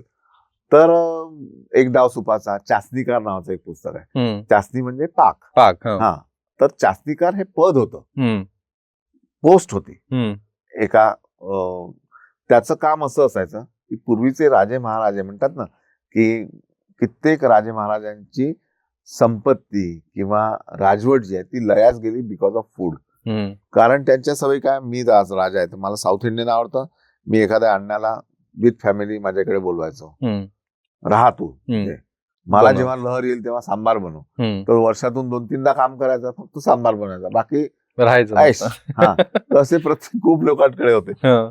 तर ते करत असताना त्यांची राजवट लयास गेली असा तो त्यांचा हे होता. तर चासणीकार हे जे पद होतं, हं. तर जसा एखादा त्याचं काम फक्त वेगवेगळ्या प्रकारचे पाक तयार करणं, कच्चा पाक, पक्का पाक, हं. बुंदीच्या लाडवाचा पाक, जिलबीचा पाक, हं. रसगुल्ल्याचा पाक, हं. असे ते पाक तयार करायचा. मग एखादा शेफ यायचा, मला हा रसगुल्ले बनवायचा, हा तो पाक घेऊन जा. हं. तर असं ते पद होतं, म्हणून मग चासणीकार. चासणीकार. हा. तर म्हणून त्याचं नाव चासणीकार. हं. एक डाव सुपाचा. अजून मग पुलाव ते बिर्याणी. पुलाव ते मग बाकी तर ते आहे आहे, तर पण सगळं. 2-4 अशी नाव आहे. हं. आणि सकाळनी मला लिहितं केलं असं म्हणतात. सकाळ म्हणजे आयुष्याची पण सकाळ आणि सकाळ न्यूजपेपर. हं. हं. हं. आणि असं करता करता मग पुस्तकं जी आहेत ती मुळ्यांनी काढली. आमच्या इथे नागपूर चरूच्या प्रकारचं पहिलं पुस्तक त्यांनी काढलं. बरं. हा, आणि मी फक्त एकाच पुस्तकावर खर्च केला, त्याच्यानंतर मी माझ्या पुस्तकांवर खर्च केला नाही. वा. त्याच्यातून मला मिळायला लागलं. हं. पण पैसा कमवणे हा उद्देश कधीच नव्हता, पण जे आपल्याकडे आहे ते इतरांना द्यावं द्यावं. ही मनापासून इच्छा. आज कुठल्याही प्रकाशकाने विचारावं हं. की बाबा मी वर्षाच्या शेवटी त्याला हिशोब मागतो का, कधीच मागत नाही. हं. जे मिला आपला जो नाही होत ते रातच्या लोक, हं. बट माझं जेवण लोकांपर्यंत पोहोचतं याचा मला अभिमान. खूपच मस्त. जेवणच ही अशी गोष्ट आहे, स्वयंपाक कुठल्याही प्रकारचा, म्हणजे मी माझ्या घरात पण ऑब्झर्व केलंय आजीपासनं आईपासनं, की प्रत्येकाची ना एक सिक्रेट रेसिपी असते काहीतरी आणि मग ती शेअर करत नाहीत पुढपर्यंत, ती बऱ्याच वेळेला जात नाही. तुमचं एक्झॅक्ट उलट आहे की तुम्हाला तुमच्या गोष्टी म्हणजे खाऊ घालायला तर आवडतंच, पण तुमचे सगळे खाद्यपदार्थ पण लोकांपर्यंत पोहोचावे त्या अनुषंगाने तुम्ही एवढी पुस्तकं लिहिली आणि लोकांना पण त्यात ज्ञान मिळतच गेलं आणि त्यांनी पण तुम्ही अजून मोठे झालात असं म्हणायला हरकत. मोठा होईल नाही ते लगाए तेल लगाने गई बात. बरोबर. बट अपने को जो लगता है की मैंने तेरे को कुछ देना चाहिए, आता जसं तुला वाटेल की मला शर्ट द्यावं, देशील. तसंच माझं आहे की मला हा पदार्थ तुला खिलवायचा. सर मी पाठवलंय मुलाला तो शर्ट घेऊन यायला. गंमत तिचा भाग आहे येस तो. येस येस हो. हरकत नाही. सर टेस्ट आणि हेल्थ ह्यामध्ये जर का आपल्याला संतुलन साधायचं असेल, हो. की मगाशी तुम्ही बोललात की बरेच युट्यूब वरती किंवा बाकी ठिकाणी भरमसाठ ते मेयोनीज घाला, चीज घाला, आणि मग ह्यातनं आता डॉक्टर काही काही सांगतात लहान मुलांना स्पेसिफिकली की चीज आणि पनीर जास्त खाऊ घाला बा, किंवा मोठ्यांना सांगतात तुम्ही कमी खा. तर मग हे संतुलन आपण घरातल्या घरात कसं बॅलन्स करू शकतो त्याच्याबद्दल काय सांगाल? जंक फूड नको, हम्म. नो टू जंक फूड असं म्हणणाऱ्यातलं मी नाही. ओके. जंक फूड असावं, मजा असते त्याच्यात. छोले भटुऱ्यात मजा असते, पावभाजीत मजा असते की नाही? म्हटल्यावर तुझ्या चेहऱ्यावर स्माईल आला. म्हणून ते न खाता तुम्ही जगणार कसे हो? जगू शकता, पण जगणं आणि खऱ्या अर्थाने जगणं यामध्ये फरक आहे. तर महिन्यातून एखाद वेळी, 15 दिवसातून एकदा पावभाजी खायला जायला पाहिजे, मजा येते. पिझ्झा खाल्ला पाहिजे, बर्गर खाल्ले पाहिजे, पण त्याची क्वांटिटी किती असावी याचं नियंत्रण तुम्ही ठेवलं पाहिजे. रोजच्या जेवणामध्ये कोशिंबिरी छान घ्या, कडधान्य घ्या. आपला कडधान्य नुसती मटकीची उसळ, हिंगाची नुसती मोहरीची फोडणी देऊन तुम्ही जर खाल्ली तर किती त्याच्यामध्ये एक वेगळा गोडवा असतो, वेगळी चव असते. अजिनामोटो खाल्लाय? हो. तर अजिनामोटो मध्ये जी एक टिपिकल चव टेस्ट असते ती तुमच्या याच्यात येते. पण तो पण अजिनोमोटो पण खाऊ नये बरेच लोक म्हणतात, किंवा प्रेग्नंट बायकांनी खाऊ नये असं आहे. तसं काही का प्रमाणात काही असावे. मी काही डॉक्टर नाही. हो बरोबर. पण मी आता किती वर्ष झाले अजिनोमोटो मी खात असतो, पण प्रमाणामध्ये, बरोबर. पण भरमसाठ त्याचाच मारा करावा असं नको. तर त्याच्यामुळे हेल्थ कडे तुम्ही त्या दृष्टीने पाहायला पाहिजे. ठीक आहे, आमच्या विदर्भातल्या रेसिपीज मध्ये तेल जास्त असतं, माझ्या रेसिपीज मध्ये तेल ऑब्व्हियसली ते जास्त असतं येतं, पण मी आता कमी करायला लागलोय. कारण जेव्हा आपल्या स्वतःवर येतं ते तेव्हा लक्षात येतं की बाबा नाही, ह्याच्यात तेल नको, तिखट नको. पण ते नाकारून आपण हे सगळं बनवू शकतो हे बरोबर. ज्याला जसं लागतं ते लागतंच. ते जसं खायचं, काही काही गोष्टी अशा असतात. त्याचं उदाहरण म्हणजे आमचा सावजी प्रकार जो असतो, भरपूर तेल, भरपूर तिखट. त्या ऑर्किड हॉटेलला केल्यानंतर दुसऱ्या दिवशी खूप लिहून आलं की ओव्हर स्पायसी, ओव्हर ऑइली वगैरे वगैरे वगैरे. मग मी विठ्ठल कामतांना म्हटलं, सॉरी म्हटलं. अरे नाही सॉरी कसं म्हणे, तुझं फूड वेगळं आहे म्हणून मी तुला इथे बोलवलं म्हणे, आणि आता उद्या तू उत्तर दे की तुम्ही माइंडसेट करून या की मला स्पायसीच खायचं आहे, इथे गेल्यावर स्पायसीच मिळणार आहे, तेलवाला मिळणार आहे. तर म्हणे त्यांना ते छान वाटेल. साधं उदाहरण देतो मी की आपण एखाद्या वेळी आपल्याला वाटतं की नाही आज आपण संध्याकाळी त्या अमुक एका चिंग चॉंग चायनीज मध्ये जाऊ, बरं चायनीजचा मजा घेऊ. आणि नेमके तुम्ही तिथे जाता, रेस्टॉरंट असतं बंद, मग तुम्ही काहीतरी पावभाजी खाता किंवा इंडियन फूड खाता. पण त्या इंडियन फूड मध्ये कितीही चांगलं असलं तरी तुम्हाला मजा येत नाही, कारण तुमचं माइंडसेट जे आहे ते चायनीज कडे गेलेलं असतं. हा बेसिक सगळा फरक आहे. बरोबर. तर बस यही आहे सब. तर आजकाल युट्यूब वरती किंवा इंस्टाग्राम वरती काही रील्स असतात ज्याच्यामध्ये विदाऊट तेलच काही रेसिपी बनवल्या जातात, आणि त्याची पण एक वेगळी मजा, किंवा का तुम्ही एवढं तेल वापरता वगैरे असे म्हणणारे लोक आहेत. तर तुमचं त्याच्यावरती थोडक्यात मत काय असू शकतं? हे बा, जिथे जे लागतं योग्य प्रमाणात ते असायला असावं. आणि मी तुम्हाला सांगतो की युट्यूबवर माझं जे चॅनल आहे तर त्याच्यातही ओव्हर मिलियन सबस्क्रायबर आहेत. त्याच्यावर मी पूर्ण सिरीज चालवली नो ऑइल रेसिपीजची. त्याला TRP नव्हता.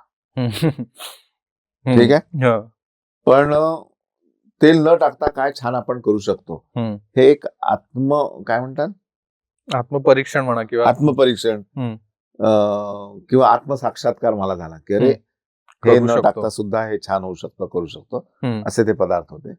खूप हेल्दीच्या मागे जाऊन पदार्थाचा वाटोळ करू नका. आणि हा अनुभव मला कित्येक त्या कुकरी कॉन्टेस्ट मध्ये येतो. मी आता जजिंग तर करत नाही, पण हेल्दी रेसिपीज कुकरी कॉन्टेस्ट मध्ये ज्या ज्या भयानक पद्धतीने रेसिपीज येतात, अरे बापरे, हमने ये डाला, हमने वो डाला. अरे सगळं नको आहे, एकच काहीतरी हेल्दी असावं. मिलेट्स, सगळे जे मिलेट्स आहेत त्या सगळ्या मिलेट्स मध्ये वेगवेगळे गुण आहेत. आणि डॉक्टर खादिरवाला ज्यांनी मिलेट्सवर भरपूर काम केलंय ते म्हणतात की सगळे मिलेट्स एकत्र करून खाऊ नका, एकच भगर तेवढी घ्या, त्याच्यातून जे काय कंटेस्ट ती भगरे घेतली, तो कुड्डू घेतला, तो अजून बाजरी घेतली, ते मिक्स करा, त्याचा रवा करा, त्या पिठात मिसा. Don't do that.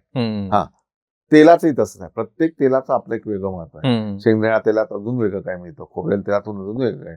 काही लोक आम्ही सगळे तेल सर मिक्स करतो आणि खातो, डॉक्टरनी सांगितलं. डॉक्टरनी सांगितलं ओके, पण तुम्ही स्वतःचा हातात थोडंसं हे करा ना, ज्ञान वापरा. एक तेल एक आठवडा, दुसरं तेल दुसरा आठवडा. बरोबर. आणि हेच सांगताना मी हे पण म्हणतो की बाबा ज्या भांड्यामध्ये आपण जेवण बनवतो तर ते भांड कुठलं वापरताय त्याच्यावर खूप मोठ्या प्रमाणात पदार्थाची चव आणि तुमची हेल्थ अवलंबून आहे. पूर्वीच्या काळी आपण तांब, पितळ, लोखंड, लाकूड, दगड या 4 धातूंमधून तयार झालेल्या भांड्यांमधून जेवण बनवायचो. आपल्या इथली माणसं एवढी मोठी हॉस्पिटल्स नसताना सुद्धा 100 वर्ष व्यवस्थित जिवंत राहायची, धडधाकट असायची. बिकॉज ऑफ घाणीचं तेल, की त्याच्यामध्ये कुठलंही अडल्ट्रेशन नाही, कुठलंही त्याच्यामध्ये ते केमिकल्स टाकून त्याला क्लीन केलेलं नाही. आणि तांबा, पितळ हे जे लोखंड जे आहे ते भूमिपात्र आहे, जमिनीतून निघालेलं आहे. त्याच्यामुळे जमिनीतले मिनरल्स त्याच्यामध्ये आलेले आहेत. कळत नकळत ते पोटात जातात.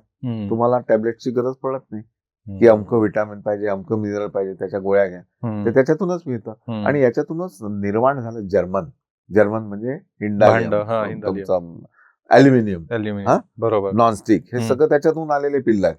आणि हे आणलं इंग्रजांनी. अंग्रेज म्हणाले 100 साल कैसे जीते लोग, हिंदुस्थानी लोक. आणि म्हणून त्यांनी ते ॲल्युमिनियम आणलं, म्हणजे स्लो पॉयझनिंग सुरू केलं. जेलमध्ये ते ढोबरं देतात.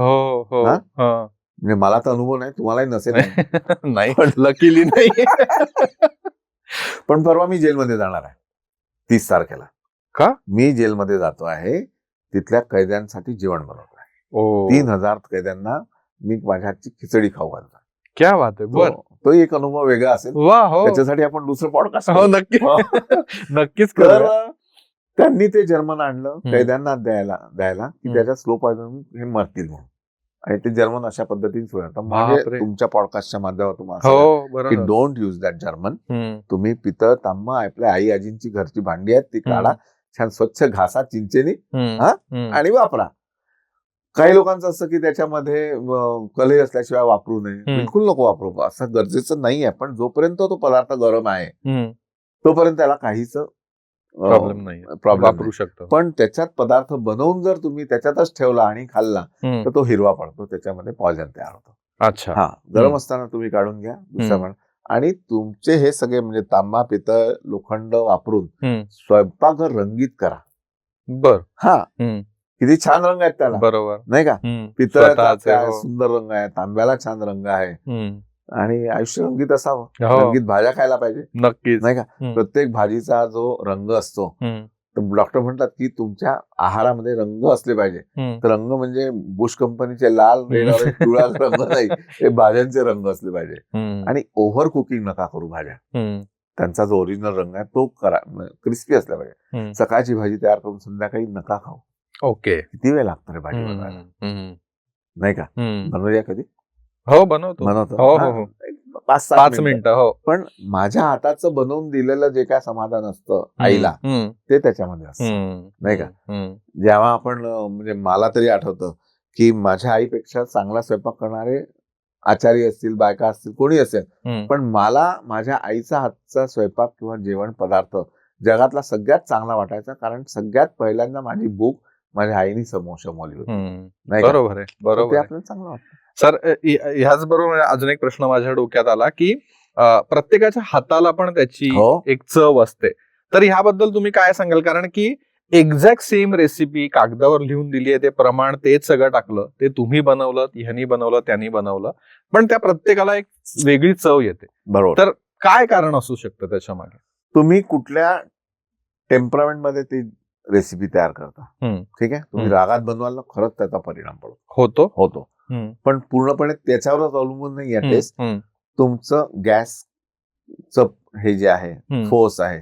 काही लोक उगाच हाय फ्लेमवर बनवतात, काही लोक छान शांतपणे लो फ्लेमवर बनवतात, त्याला प्रॉपर वेळ द्या. मोहरी फुटली कशी, ती ओव्हर हीट झालेल्या तेलात जर घातली तर ती जळते.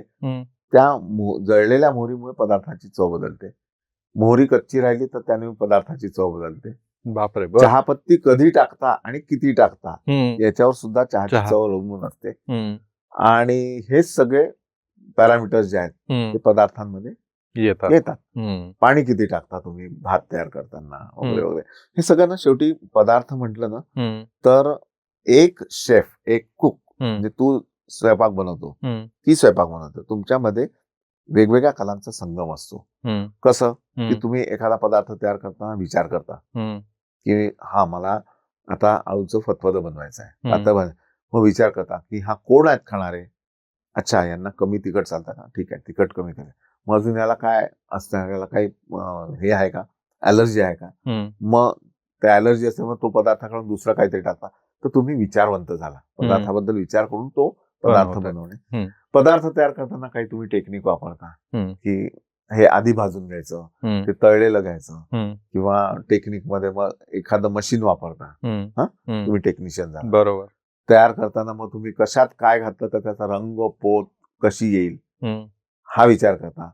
पदार्थ विज्ञान आलं त्याच्यामध्ये, होम सायन्स ज्याला म्हणतात. तर तुमच्याकडे 3 हे झाले.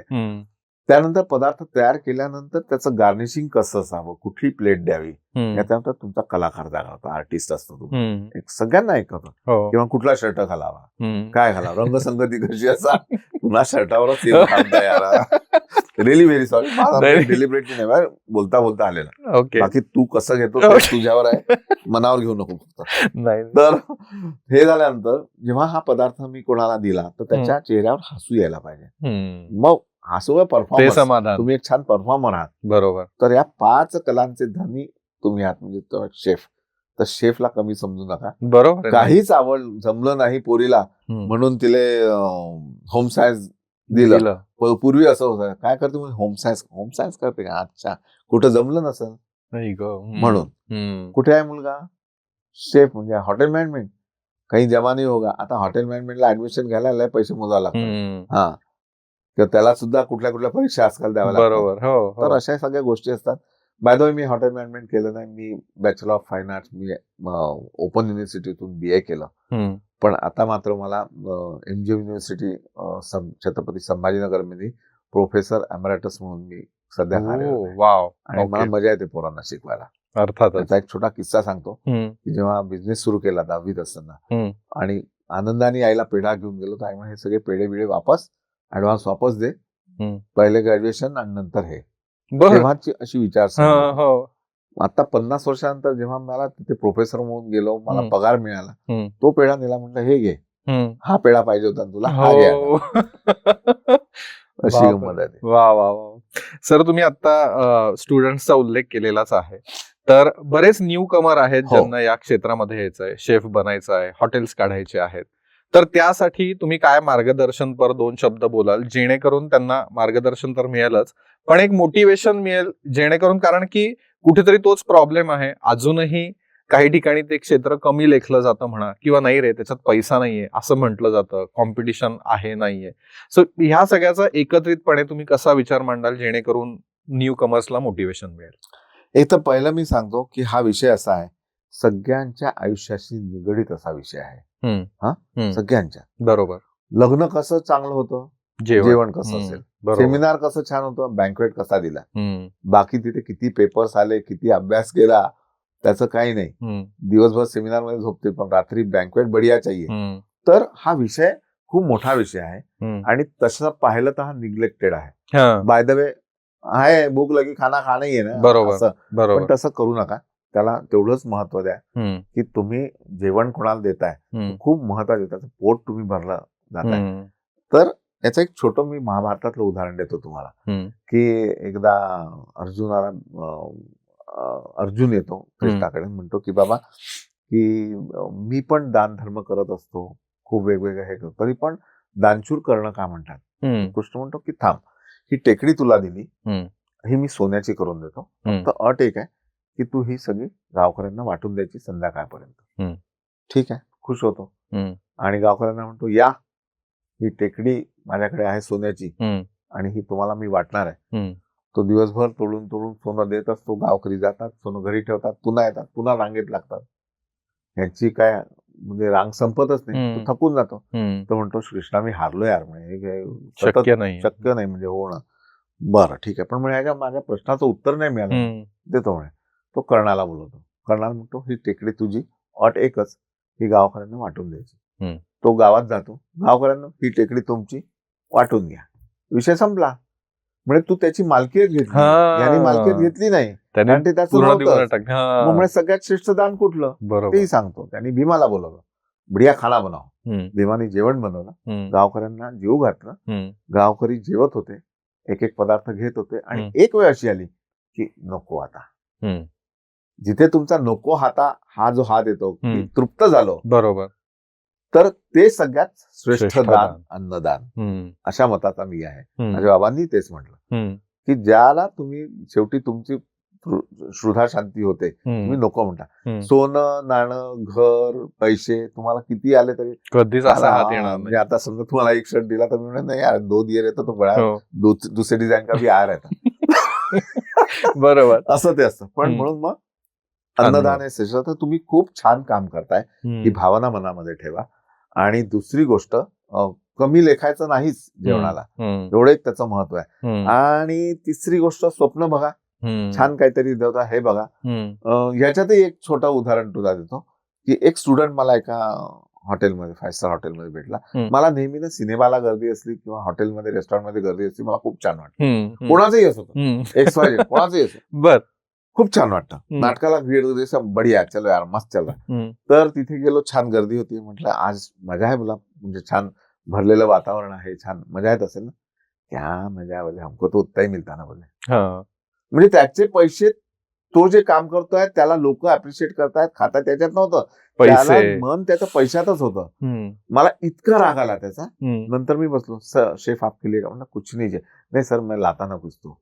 त्यांनी आणलं काहीतरी पास्ता फिस्ता बोगस होता. मी बोगसच असणार आहे. एक तर माझं मनही नव्हतं त्याच्या हातचं खायला, म्हणून ते किती चांगलं असेल तरी मला बोगस वाटलं. बरोबर. दुसरी गोष्ट, त्यांनी ज्या भावनेनी बनवलं ती भावना त्याच्यामध्ये. म्हणून भावना मनात ठेवू नका पैशाची. तुम्हाला जे काम दिलंय ते आवडीने एंड प्रॉडक्ट तुम्हाला छान खाऊ घालायचं आहे. आमच्या इथे कसं रसोईला पहिले पैसे द्यायचे असतात आणि नंतर तुम्हाला सगळं खायचं असतं. मी आतल्या लोकांना सुचना, किती पैसे दिले याचा विचार करू नका. याचे पैसे मिळणार नाहीये, पिठलं तुम्ही एक्स्ट्रा बनवून दिलं हे तुम्हाला माहिती आहे, पण त्याचा विचार करू नका. तुमचा प्रश्न नाही, तुम्हाला महिन्याला पगार मिळणार आहे, जायगा मेरा जायगा थोडा बहुत, ज्यादा नाही जायगा, पण त्याला ते बनवून द्या तुम्ही. तर ही भावना जर मनात असली तर तुम्ही छान पुढे जाऊ शकता. स्वप्न बघा छान, ठीक आहे. आणि जे आपल्याला येतं ते लपवून ठेवू नका, इतरांना द्या, वाटा. बरोबर. नाही तर शेफ लोकांची सवय असते, काहीतरी मेन टाकायचं गोष्ट असते तेव्हा त्याला पाठवतात, ज्या बेटा पाणी लेके, तो बिचारा धक्के खात जातो, पाणी घेऊन जातो, तोपर्यंत रेसिपी झालेली असते. डोंट डू दिस. ते एका पिक्चर मध्ये, मी अॅनिमेटेड पिक्चर मला खूप आवडतो, रॅटेटुई म्हणून, ह्याच्यावरतीच आहे तो, ऐकलेला आहे. तर त्याच्यामध्ये तो त्यांचा शेफचा एक मोठा शेफ असतो, गुस्तो म्हणून. त्याला का मला माहित नाही, त्याला बघितलं की मला तुमची आठवण येते. सिनेमाचं ना रॅटेटुई म्हणून आहे. तर तो त्याचं म्हणणं असतं ABCC, एनीबडी कॅन कुक. तर ह्याच्यावरती तुमचा कितपत विश्वास आहे? खरंच तसं आहे का? बरोबर आहे. ओके. गरज पडली तर तुम्ही काही पण खाऊ शकता, काही पण करू शकता. जंगलामध्ये तुम्हाला, आता मी काही स्पर्धा अशा घेतो की तुमच्याकडे भांडण नाहीये, पण तुम्हाला रेसिपी बनवायची, ठीक आहे. तर त्याच्यात इतके वेगवेगळे अफलातून प्रयोग करतात लोक. तुमच्याकडे गॅस नाहीये, त्याच्यातून रेसिपी तयार करायची, तर असे प्रयोग वेगवेगळे करतात. लोकांची जी बुद्धी वापरल्या जात नाही ती वापरल्या जाते अशा या कॉम्पिटिशन. मस्त. सर, आता शेवटी जाता जाता ना, आमच्या प्रेक्षकांसाठी, आता तुम्ही आलेला आहात चॅनलवरती, तर काही टिप्स आम्हाला हव्यात, आम्हाला आणि आमच्या प्रेक्षकांना. अगदी मोजक्याच आहेत पण त्या खूप मोलाच्या ठरू शकतात सगळ्यांसाठी. पहिला असं आहे की कोणताही मसाला तयार करताना तुम्ही काय टिप द्याल? एक तर मसाला फ्रेश असावा. खूप दिवस आधी तयार करून दिलेला मसाल्याला जान नसते, ओके, मजा येत नाही. आम्ही आमच्या इथे जे मसाले करतो, तुम्हाला खरं सांगतो, धने पावडर, जिरे पावडर, तिखट हळद सोडून, आणि आमचा जो काळा मसाला, गरम मसाला किंवा एक पंजाबी स्टाईलचा मसाला, हा दर 3 दिवसांनी तयार होतो हॉटेलमध्ये पण. हो. बर. धने पावडर, जिरे पावडर आमची स्वतःची असते. आम्ही आमचे चांगले धने आणतो, स्टोअर करतो आणि मग त्याची पावडर वेळेवर बनवतो दर 3 दिवसाला. हो. त्याचा फ्रेशनेस वेगळा असतो. अर्थात आमच्या लोकांना त्याचा त्रास होतो, ती गोष्ट वेगळी. पण हे मॅन्डेटरी आहे. ओके. त्याचे पुरावे तुम्हाला द्यावे लागतात हम्म. आमचं नागपूरच्या ऑफिसला, की हा घेतला, एवढा बनला, एवढा उरला, आज एवढा बनवतोय, फोटो बिटो सगळं सगळं ते येत असतं. ओके. पुढे पारंपरिक पदार्थ आधुनिक पद्धतीने बनवताना काय टिप द्याल? पारंपरिक, हा ते देतो. त्याच्या आधी मसाल्याचं हा. सांगतो की मसाला या गोष्टीत हवाच हा अट्टास ठेवू नका. प्रत्येक भाजीला एक वेगळी चव असते. त्या भाजीची ओरिजिनल चव तुम्ही लोकांना द्या. पण ह्याच्यात हा मसाला टाकल्याने मजाच येईल असं आहे. जिथे गरजेचं आहे तिथे टाका. 4 भाज्या आहेत तर 4 मधल्या 2 मसाले वापरा, बाकी 2 भाज्या तशाच ठेवा. भाजीची चव कळू द्या लोकांना, या मताचा मी आहे. त्याच्यामुळे माझ्याकडे जेव्हा मसालेवाले वगैरे येतात ना, रेंज घेऊन येतात, सर ये भी काम में आ गया. ये बोला मेरे को कोई काम में नहीं आता, मेरे को मेरा मसाला काम में आता. अशी ती गोष्ट आहे. आणि पारंपरिक पदार्थांना आधुनिक बनवताना एक गोष्ट लक्षात ठेवायचं की ट्रेंड कुठला सुरू आहे सध्या, कुठल्या पद्धतीचे पोरांना आजकाल खायला आवडतं, आणि ते जुन्या पदार्थांमध्ये काय आहे त्यातलं घेऊन त्यांना आवडेल असं प्रेझेंटेशन करून ते तुम्ही पोरांना द्या. तर ती एक काळजी घ्या. आणि तुम्ही समजा जुनच असंच आहे, असंच करावं लागेल, एवढीच साखर खावी लागेल असं जर केलं तर पोरांना आवडत नाही. आजकालचे पोर खूप कॉशस झाले, गोड खात नाही झाले. 17-18 वर्षापासून गोड सोडून देतात, तेल सोडून देतात. आणि ब्रह्मदेवाला तुम्ही काय उत्तर द्याल वरती, की बाबा मी एवढी सृष्टी निर्माण केली, एवढ्या भाज्या तयार केल्या, म्हणजे तू काय खाऊन आला? काहीच नाही. खरंय. अशा गोष्टी आहेत. म्हणजे यातनं मला आठवतं, आणि मी स्वतः पण त्या मताचा आहे, की माणसाचा जन्मच हा मुळात खाण्यासाठी होतो. आणि आणि इतकी आपली संस्कृती हे आहे खाण्याची रिलेटेड, आणि आपण खातच नाही. बरेच लोक आज काय सोडू आणि उद्यापासून काय बंद करू ह्याच्याकडे जास्त लक्ष असतं. बरोबर आहे. रादर दॅन, म्हणजे मी तर म्हणेल की खाण्याकडे लक्ष द्या रे. अजून 4 गोष्टी तुम्ही ट्राय करा, त्यातनं तुम्हाला समजेल की काय छान आहे आणि काय नाही. आणि ज्या शहरामध्ये तुम्ही जाता, ज्या राज्यात जाता, तिथलं जेवण जेवा. तुम्ही चायनामध्ये काय मिळतं, जपानमध्ये काय मिळतं, ते खाऊन तर पाहिजे तू पहिलं. आपल्या गोष्टी ऍक्सेप्ट केल्यात पाश्चात्य देशांनी सुद्धा, पण तिथे कोणी चायना, जपानमध्ये, अमेरिकेत ट्रिपला गेलं की अरे हे काय आज पोहे नाही आहेत का नाश्त्यामध्ये? अरे पोहे असते तर अमेरिकेत पोहे खायला, कशाला अमेरिकेत पोहे, कशाला पाहिजे? बरोबर. ते त्याच्यामुळे ते एक अट्टहास लोकांनी सोडायला पाहिजे आणि बस खाण्यावर प्रेम करा, लोकांवर प्रेम करा. पुढे मील प्रिपरेशन करताना काय टिप द्याल? म्हणजे आता लहान मुलांचं मील असेल, मोठ्यांचं मील असेल, किंवा रोजचं आपलं लंच आणि डिनर, अगदी बेसिक. आपण एक तर लंच डिनर सगळं करताना मी माझं म्हणणं तेच असतं की सकाळचा पदार्थ संध्याकाळी वापरू नका शक्यतो. तुम्ही फ्लॉवरची भाजी, ताजी केलेली भाजी, साधं वरण भात खूप आवडेल तुला, पण तीच फ्लॉवरची भाजी तू संध्याकाळी खाल्ली, म्हणजे सकाळी बनवलेली, तर तिला आवडणार. त्याच्यात एक विशिष्ट प्रकारचं रसायन तयार होतं आणि त्याच्यामुळे नॉशेटिक फील त्या भाजीला येत होतं. ते एक टाळायला पाहिजे. खूप लोक असतात त्यात 2-2 दिवसात, अमेरिकेत तर 1-1 वर्षाचं जेवण बनवून ठेवतात. मला एक ते डीप फ्रीज करणे प्रकार वगैरे, डीप फ्रीज, खालच्या फ्रीज मध्ये ठेवलं, वरच्या फ्रीज मध्ये ठेवलं. खालचा म्हणजे बेसमेंट मध्ये. त्यांची श्रीमंती त्याच्यात किती 3 गाड्यांचं बेसमेंट आहे, अच्छा 2 गाड्यांचं बेसमेंट आहे, अशामध्ये श्रीमंती आहे त्यांची. मनाची श्रीमंती असावी. तर त्याच्यामध्ये विश्वास ठेवा. फ्रीज खूप वापरू नका. ज्या गरजेच्या गोष्टी आहेत तेवढ्या ठेवा. लेके फिर दबा दो फ्रीज में, कल खाएंगे, परसों खाएंगे, एंड ऑफ द वीक ते सगळं घेऊन तुम्ही फेकून देता. गार्बेज, वाया घालू नका फूड.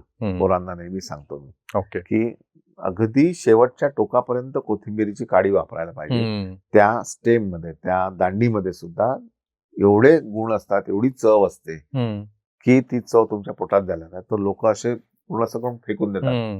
ते नाही, नुसते पानं असं नका करू. पानं ताजे असतात, त्याच्यात तेवढी चव नसते तेवढी जी मुळापासून, जो ओरिजिनल असतो स्टेम दांडी असते ती मुळापासून असते, त्याच्यात जेवढी चव असते तेवढी पानात नसते. एवढं लक्षात आहे. चवीला संतुलन म्हणजे स्वीट, सॉर, स्पायसी, सॉल्टी हे करण्यासाठी काय टिप द्याल? कारण प्रत्येकाची आवड वेगळी असते. तर कसं असतं की आपण समजा रबडी बनवली तर त्याचा गोडवा वाढावा यासाठी एक चिमूटभर मीठ त्याच्यामध्ये घाला. गोडवा वाढवण्यासाठी आमच्या हलव्यामध्ये मी मीठ घालतो. तर त्याने एक त्याला छान बॉडी मिळते पदार्थाला, आणि खाऱ्या पदार्थाला त्याची चव वाढावी म्हणून चिमूटभर साखर गरजेची आहे.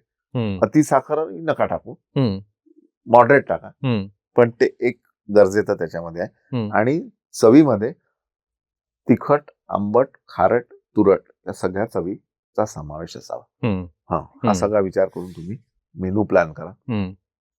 मेनू प्लॅन करताना किंवा तो स्वयंपाक लवकर व्हावा, तुम्ही म्हटलं प्रिपरेशन्स, तर त्याच्यासाठी आठवड्याचं माझं एक पुस्तक आहे, 365 दिवस काय मेनू असावा. बरं, ओके. मिळालं कुठे तर तू बघ नक्की. तर त्याच्यामध्ये असंच दिलंय की आठवड्याची तुम्ही तयारी करा. याचा अर्थ असा नाही की आठवड्याची भाजी एकदा बनवून ठेवा, पण भाज्या चिरून ठेवा चांगल्या प्रकारे. शक्यतो 3 दिवस भाजी चिरलेली तुम्ही चांगली असते. त्याच्यानंतर स्प्राउट्स जे असतात ते तुम्ही पद्धतीने लावून ठेवा, अशा पद्धतीने की आपल्याला 3 दिवसात कामात येतील. एंड ऑफ द वीक तुम्हाला काहीतरी चटपटीत छान हवं असतं. प्रत्येक वेळी वरण भात भाजी पोळीच असावं गरजेचं नाही, त्याच्यात बदल असावा. जेवणामध्ये बदल असावा की सॅटर्डे संडे मग काहीतरी छोले भटुरे, पावभाजी पण आवडतं, बिर्याणी आवडतं. कसं असतं की माणसाला रोज सुख नको असतं, रोज नवीन सुख हवं असतं. ही एक गोष्ट खूप महत्वाची आहे. रोज रोज बिर्याणी दिली तुला नाही आवडणार, बरोबर. वरण भात पाहिजेच त्याच्याबरोबर. ही खूप महत्वाची गोष्ट आहे, तुम्ही ती लक्षात ठेवा. ओके. आणि बोलता बोलता सरांनी खूप महत्वाची गोष्ट सांगितली आहे, ते म्हणजे 365 दिवसांवरचं त्यांचं जे पुस्तक आहे ते मी पर्सनली तर नक्कीच विकत घेईन. कारण की हा आजकाल जवळपास सगळ्या घरांमधला ना खूप जवळचा प्रश्न आला की आज काय करू. आज काय उठल्यावरती बायको, आई, कोणी ना कोणीतरी विचारतं आज काय करू, आज काय करू. आणि मग ते दरवेळी उत्तर देताना पण असं होतं की अरे घर आता काय. मग त्यापेक्षा माझ्या मते ते 365 दिवस म्हणजे बहुतेक एका वर्षाचं सॉर्टिंग होऊन जाईल. आणि त्या पुस्तकाचं खरंच सगळ्यांना खूपच उपयोग होईल असं म्हणायला हरकत नाही. शेवटचं म्हणजे मसाल्यांचा जो सिक्वेन्स असतो घालण्याचा, तर त्याच्याबद्दल काही टिप्स आहेत? अगदी आहेत. हे कसं ना करता करता येत गेलं. पूर्वी मी मसाले घालायचो, खडे मसाले, ते तेलात घालायचो. पण नंतर असं लक्षात आलं की तेलात घातल्यामुळे मसाला तळला गेला. ठीक आहे, तर त्याची ओरिजिनल चव गायब गेली. मग एक लक्षात आलं की कोथिंबीर आपण शेवटी घालतो. का घालतो? कोथिंबीरीचा तो एक वेगळा फ्रेग्रन्स असतो, त्याचा फ्रेशनेस असतो, त्याचा हिरवा रंग असतो, त्या पदार्थाची चव जी आहे ती वाढवते. म्हणजे माणूस जेवताना फक्त एका पद्धतीने नाही जेवत, तो पहिले डोळ्यांनी जेवतो की तो पदार्थ दिसतो कसा. नुसते पोहे आणून टाकले पिवळे, मजा नाही ना. पण त्याच्यावरती पांढरी रंगाचं खोबरं, कोथिंबीर, बाजूला ठेवलेलं लोणचं, लिंबाची फोड, आणि देताना स्मितहास्याने जर दिलं तर त्याच्यात मीठ नसेल तरी मी आनंदात खाऊन जाईल की त्या बाईनी झाला बडे प्रेमाने दिलं. बिचारी विसरली असेल मीठ टाकायचं, सोडून द्या. लोणच्याने ते काम केलं ना, नंतर सांगायचं काकू थोडं मीठ त्याच्यात कमी काय बघून द्या दुसऱ्यांना देताना, थोडं असं. जेवताना छान पद्धतीत जेवताना उणीवा काढू नका. ते झाल्यानंतर तुम्ही सांगा. ती बाई बिचारी खपून एवढा वेळ स्वयंपाक केलेला असते. आणि काही लोक तर आजकाल असे असतात की त्यांना मोबाईल शिवाय होतच नाही जेवण. लहान मुलाच्या हातात मोबाईल देऊन बघत असतो, ती आई अशी अशी बरवत असते त्याला काय. आणि म्हटलं मी तर माझ्या रेस्टॉरंट मध्ये जेव्हा येतात लोक, मी नमस्कार करतो की भैया मैं संभालता हूँ बच्चे को, आप अच्छे से खाना घालो, बाद में बच्चे को खिला, आप मोबाईल हात में नाही, उसके सिवा होता ही नाही, त्याच्याशिवाय होतच नाही. हे तुम्हीच आवलेल सगळं. तो काय जन्मजात माहिती होतं पोटात असताना आपल्याला बाहेर पडल्यावर मोबाईल भेटणार, आपली माय देणार आहे, बाप देणार आहे मोबाईल, तुम्ही लावलेली सवय तुमच्या सोयीसाठी. तर या सगळ्या गोष्टी टाळायला पाहिजे. आणि तारीफ जी आहे तुम्हाला सांगितली की मुक्त असताना तारीफ करणाऱ्याची, चुकी असेल नंतर सांगा. या गोष्टी लक्षात ठेवा. आणि सिक्वेन्स मग तो कसा, म्हणजे रोजच्या जेवणामध्ये जर का मसाला सिक्वेन्स तर ती कोथिंबीर वरून तिकडे गेली. तर पहिले डोळ्यांनी जेवतो आपण, मग तो पदार्थ हातात घेऊन आपण चव पाहतो, छान आहे, मग भूक किती आहे ती, अशा 3-4 पद्धतीने आपण जेवत असतो. आणि कंपनी कुठली आहे. एकटेच जेवत असतात. काही लोकांना एकटे जेवणाची सवय असते, काही लोकांना 2-3 लोक असल्याशिवाय मजा येत नाही. तू भी आना बे, तू भी आना, उसको फोन कर. मग भले एकच प्लेट असेल पण 4 लोकांनी वाटून खाण्याची मजा आहे, ती एकटं खाण्यात नाहीये. आणि स्थान महात्म्य हे खूप मोठं. एखाद्या अमुक चौकावरची मिसळ आपल्याला आवडते, बटाटा वडा आवडतो, आणि तो का आवडतो याची कारण 2-3 आहेत. तोच बटाटा वडा तुम्हाला जर घरी भरपूर प्रमाणात आणून दिला तर तुम्ही म्हणता नाही यार उस दिन जैसे मजा नहीं है. हम्म, तो उस दिन जैसे मजा क्यों नहीं है? वो बिचारा रोज वैसे ही बनाता. त्याला माहिती आहे प्रूव्ह अँड टेस्टेड फॉर्म्युला मी असंच बनवेन. पण तुम्हाला तिथे जाऊन का आवडतो? एक तर तिथलं स्पेस, वातावरण भले उकरड्याच्या जवळपास असेल पण तुम्हाला तो बटाटा वडा मिळत नसतो, तो गरम होत असतो, बाकी लोक रांगेत लागले असतात, मग तुमचा नंबर लागला, तुम्ही आल्यावर तो अरे वा, आनंद. मेरे को मिल गया, हा जो आनंद असतो तो घरी नसतो. तेव्हा लागलेली भूक, तुम्हाला भूक लागली असती त्यावेळी वेगळी, तर त्याच्यामुळे तो पदार्थ तुम्हाला आपलासा वाटतो, आवडता होतो. पण तोच जर इझिली मिळाला तर त्याची मजा येत नाही. हे एक महत्वाचं. आणि मसाल्याचं जे मी म्हटलं तुम्हाला, तर मसाल्यामध्ये सगळी स्वतःची चव असते. आणि सगळ्यात शेवटी सगळ्या भाज्या झाल्यानंतर जर तुम्ही तो मसाला घातला तर त्याची चव तुम्हाला वेगळीपणे जाणवते. भाज्यांची चव भाज्या शिजताना त्यांच्या पाण्याने जी येते, जास्तीचं पाणी टाकू नका, शक्यतो त्याच पाण्यामध्ये, अंगच्या पाण्यामध्ये शिजवणं हा जो प्रकार असतो तो असतो. आणि उगाच मसाल्याचा वापर करू नका, ठीक आहे ना. तर नुसतं धने पावडर टाकून सुद्धा त्या भाजीला एक वेगळी चव होते, पण ती आधी नका टाकू, सगळ्यात शेवटी टाका. कोथिंबीर सारखे मसाले वापरा, तर तुम्हाला ती, मी म्हणतोय म्हणून या सूचना पाळू नका, तुम्ही स्वतः अनुभव घ्या, मग तुम्हाला समजेल की तेलात टाकलेला मसाला आणि वरून आपण असा टाकलेला मसाल्याच्यात फरक पडतो. ओके. आणि शेवटचं की आजकाल मॉडर्नाइज झालेल्या आहेत सगळ्यात गोष्टी, टेक्नॉलॉजी खूप हेवी झालेली आहे इव्हन कुकिंग मध्ये सुद्धा. तर ओव्हन, मायक्रोवेव्ह आणि आजकाल एअर फ्रायर ह्या गोष्टी खूप जास्त प्रचलित झाल्या. तर त्यातलं जेवण वर्सेस आपलं रेग्युलर आपण गॅसवरती बनवतो ते जेवण, याच्यात फरक आहे का आणि कितपत वापर करावा? योग्य साधनांचा योग्य ठिकाणी वापर करावा या मताचा मी आहे, की ते नकोच असं नाही. असं पण नाही. हा, फक्त नॉनस्टिक नको हे मात्र मी मनापासून म्हणेन. ओके. आणि शेवटी काय आहे माहिती का, पितळे तांब्याच्या भांड्यात बनवलेला, चुलीवर बनवलेला प्रकार जो असतो, सध्या आता चूल शक्य नाही, मी काय म्हणणार नाही की नाही रोज चुली का खाना का, पण एखाद वेळी तो प्रकार करून पहा. तो धुराचा एक स्वाद असतो, लाकडं जाळण्यात, कोळसा पेटवण्यात जी मजा असते ती गॅस पेटवण्यामध्ये नाहीये. तर योग्य या साधनांचा योग्य ठिकाणी वापर करा. आणि मी कित्येक वर्ष झाले सगळी साधनं वापरत असतो, एअर फ्रायरही वापरतो. आता तळलेला पदार्थ गरम करण्यापेक्षा ओटीजी पेक्षा एअर फ्रायर जास्त कामात येतो, की तो पदार्थ त्याचं तेलही क्रिस्पी राहतो, तेल जास्तीचं निघून जातं, तर छान ते असतं. आणि हे सगळं आता आलं हो. महाराजांच्या काळात काय होतं, म्हणजे महाराजांवर एक हे लिहिलं आहे की महाराजांचं मॅनेजमेंट सगळ्यांना माहिती आहे, पण महाराजांचं फूड मॅनेजमेंटही तेवढंच महत्वाचं. लक्षात घ्या, विषय खूप मोठा आहे तो, की हजारोंचं सैन्य 6-6 महिने 1-1 वर्ष लढाई चालायची, त्यांना पौष्टिक जेवण द्यायचं, तेव्हा तर एवढे पैसेही नव्हते. बरोबर. तर महाराजांनी कसं केलं, त्याच्यावर खूप अभ्यास केला. खूप जास्त साहित्य उपलब्ध नाही आहे, पण त्याच्यातही 6-7 रेसिपीज काढून मी एक शो तयार केला, त्याचं नाव आहे असे रांधले अन्न. बर. आणि की कसं जेवण बनवलं असेल, काय पदार्थ असतील, तर त्याच्यामधला एक हे तुम्हाला, की आपण म्हणतो ना लष्कराच्या भाकऱ्या भाजणं, पण त्याच्यात मुळात गेलं की कसं असतं, की आता 8 महिन्यानंतर मी अमुक एका गावामध्ये लढाई करणार आहे, तुझ्याशी लढाई करणार आहे, तय होता की वहां आपण लढेंगे, फिर जो जीता वो मेरा, नाही जीता.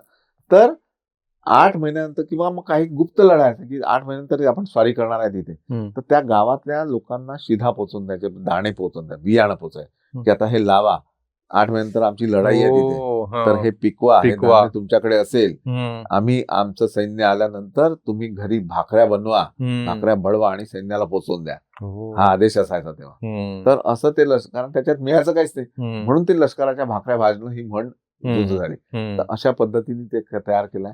कधीतरी आपण त्याच्यावर चर्चा करू. 7-8 रेसिपीज मी त्या जागी जाऊन बनवलेल्या आहेत, म्हणजे एखाद्या किल्ल्यावरती झाली असेल, जसं आता आपण शिवनेरी महाराजांचा जन्म झाला तिथे, तर तिथे जिजाऊंना भक्कम पुरणपोळी नावाचा एक पदार्थ आवडायचा, म्हणजे भातापासून तयार केली पुरणाची पोळी. बर. तर त्याचे डोहाळे लागले होते, असं ते मला सापडलं. तर ती पण एक वेगळी मजा आहे. आणि तो 90 मिनिटाचा शो आहे, कधीतरी करू आपण नक्की. आणि महाराजांना जेवढे वेळा सलाम करू तेवढं कमीच आहे, कारण त्यांच्यामुळे आज आपण इथे बसलो आहोत. तू खुर्चीवर बसलाय, ती पद्मासनात बसली, पण ती जाणीव नेहमी ठेवायला पाहिजे, नक्की. असं काम केलं महाराजांनी की तुम्ही पण असंच काम करायला पाहिजे की तुमच्या शत्रूने सुद्धा तुमचं कौतुक केलं पाहिजे. आणि एक 4 ओळी मी तुम्हाला जाणता राहिला म्हणून दाखवतो की ते मला राहवत नाही इथे म्हटल्याशिवाय, की औरंगजेबाने जेव्हा तो बघतो की बाबा एक एक किल्ला महाराज जिंकत असतात, राज्य जिंकत असतात, त्याला राग तर असतो, पण रागामध्ये सुद्धा तो म्हणतो की बाबा शत्रू जरी असला तरी तो शिवाजी सारखा असावा. आणि त्याची तारीफ करताना तो त्याच्या याला एकदा दरबारात येत असताना तो आल्याबरोबर त्याच्या येण्याचे सगळे नारे लागतात की हजरत सलामुद्दीन लाए दीने दुनिया, शहंशाह गाजी, आलमगीर बहादुर, बादशाह औरंगजेब पधार रहे हैं. आणि ही आरोळी ऐकून औरंगजेब म्हणतो की ये सब फिजूल है शहजादे, चंगेज और तैमूर के खून ने कभी शिकस्त नहीं देखी, लेकिन आज तंजौर से कंधार तक सारे हिंदुस्तान को अपनी मुगलिया सल्तनत में समाने का ख्वाब देखने वाले मां बदौलत ये सब क्या देख रहे हैं. अरे हमारी आंखों के सामने सिवा अपने सल्तनत की तामीर कर चुका है. हमारी लाखों की फौज के सूबेदारों को शिकस्त देकर खदेड़ दिया है उसने. ये है हमारे मामू जान अमीर उमला शाहिस्ते खां साहब. सबसे शर्मनाक बात तो ये है शहजादे, इनकी लाल महर पर छापा मारकर शिवाजी ने इनके छक्के छुड़ा दिए. ये तो तकदीर के सिकंदर थे कि जान बच गई, केवल 3 उंगलियां ही खोनी पड़ी इन्हें. ये है हमारे सिपा सालार जसवंत सिंह, जोधपुर महाराजा. मराठों के तलवारें के मार इन्होंने सीने पे नहीं पीठ पर रखा है.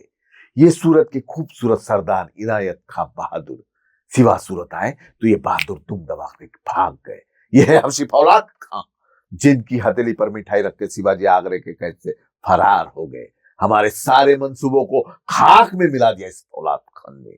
बेतहाशा लश्कर होने के बावजूद भी मैदान छोड़कर भागने वाले ये कारतलब खां, ये नामदार खां, ये बुंदी नरेश हबसी राणा, ये सैयद मुनरवा खां बारहा, तमाम सारे रजपूत, बुंदेल, ईरानी, अफगानी, उज़्बेकी, कजाकी, अंग्रेज फौजमंद सरदार जिन्हें शिवा ने शिकस्त दी. शिकस्त सारी इज्जत मिट्टी में मिला दी. तौबा तौबा, क्यों फतेह हासिल होती है शिवाजी को? अरे हमारी तरह गोला बारूद, हाथी, घोड़े, खजाने नहीं है शिवाजी के पास, फिर भी फतेह हासिल होती है. क्यों? इस क्यों का मतलब तुम कभी नहीं समझ पाओगे शहजादे, तुम कभी नहीं समझ पाओगे. औरत, शराब, नाच गाने, मौज और मस्ती में गिरफ्तार तुम जैसे उस बहादुर शिवा को कभी नहीं समझ पाओगे. जिस शिवा ने मजबूत किले बनाए, अपनी हौसला अफजाई बढ़ाई, उससे भी कई ज्यादा न जीते जाने वाले मजबूत जमीर के लोग तैयार किए उसने. हमने शिवाजी के उन सरदारों को लाखों की जागीर का लालच दिया, लेकिन उन दामबाज मराठों ने उस पर थूक दिया. आज तक हम दुनिया की हर चीज खरीद सकते थे, लेकिन उन्होंने खुद को कभी बिकने नहीं दिया. वे रुकते नहीं, वे झुकते नहीं, वे थकते नहीं, और तो वो बिकते भी नहीं. शिवाजी चलाक है, शिवाजी चलाक है, दगाबाज है, धोखेबाज है, नमक्कूल है, मक्कार है और गद्दार भी है. लेकिन उसका चाल चलन दूध की तरह साफ और सूरज की तरह चमकदार है. दुश्मन के भी बस अब मौसमी कलाम, औरत और फकीरों की इज्जत करता है वो. तभी तो उसकी इज्जत और शौहरत बुलंद मीनार की तरह सर उठाए आसमां को छूती है. अरे हम खुश नसीब है, हाँ हम खुश नसीब है कि हमें दुश्मन भी जो मिला तो शिवा जैसा. हुकूमत करनी है तो शिवा का चलन सीखो, हुकूमत करनी है तो शिवा का चलन सीखो. हा आदर्श ठेवला पाहिजे सगळ्यांनी. क्या बात है, क्या बात है सर. अजूनही तुमच्यातला तो कलाकार, नाटक तुम्हाला आधी तुमची सुरुवातीची आवड होती, सगळ्यात मूळ मी पहिले ते बोलीन की तुमच्यातला तो कलाकार आणि ते सगळं अजूनही जिवंत आहे. मजा आली सर ऐकताना, अगदी अंगावरती काटा आला होता माझ्या आणि डोळ्यात पाणी. पण खरंच छान. आणि आय थिंक तुम्हीच आम्हाला खूप छान असा शेवट या एपिसोडचा करून दिला तुमच्या या डायलॉगमुळे. देश प्रथम. हो, नक्कीच. आणि त्या देशामध्ये माझ्या मते खाऊ घालण्यासाठी विष्णू मनोहर सारखी माणसं प्रथम असं म्हणायला हरकत नाही, ज्यांना खरंच मनापासून ज्यांचं खाण्यावरती प्रेम आहे आणि खाऊ घालण्यावरती सुद्धा प्रेम आहे, असे विष्णू मनोहर आज आपल्या स्टुडिओमध्ये आले. त्यांनी आपल्याला खूप मोलाचं योगदान, खूप वेगळे वेगळे किस्से सांगितले आणि खरंच म्हणजे खाताना जसं मन तृप्त होतं तसं सर आज तुम्हाला ऐकताना सुद्धा माझं मन तृप्त झालं असं म्हणायला हरकत नाही. सो थँक्यू सो मच, तुम्ही आमच्या स्टुडिओमध्ये आलात. आणि आता मी तुमची रजा घेतो आणि आपण परत लवकरच भेटूयात आणि तुमचा अमेरिकेतल्या विश्वविक्रमासाठी तुम्हाला ऑल क्या द बात बेस्ट. येस. थँक्यू. आणि अजून असे खूप विक्रम तुमच्या हातून घडत राहो असंच आम्ही सगळे प्रेक्षक मंडळी तुम्हाला Thank you. शुभेच्छा देतो. Thank you. Yes, thank you. मंडळी, आजचा एपिसोड आपण शूट केला होता हाय फ्रिक्वेन्सी स्टुडिओमध्ये. तुम्हाला पण जर का तुमचं पॉडकास्ट, जॅमिंग सेशन्स वगैरे करायचे असतील तर इथे खूप छान अशी सोय आहे. त्यामुळे नक्की व्हिजिट करा high frequency studio, Sadashiv Peth, Pune.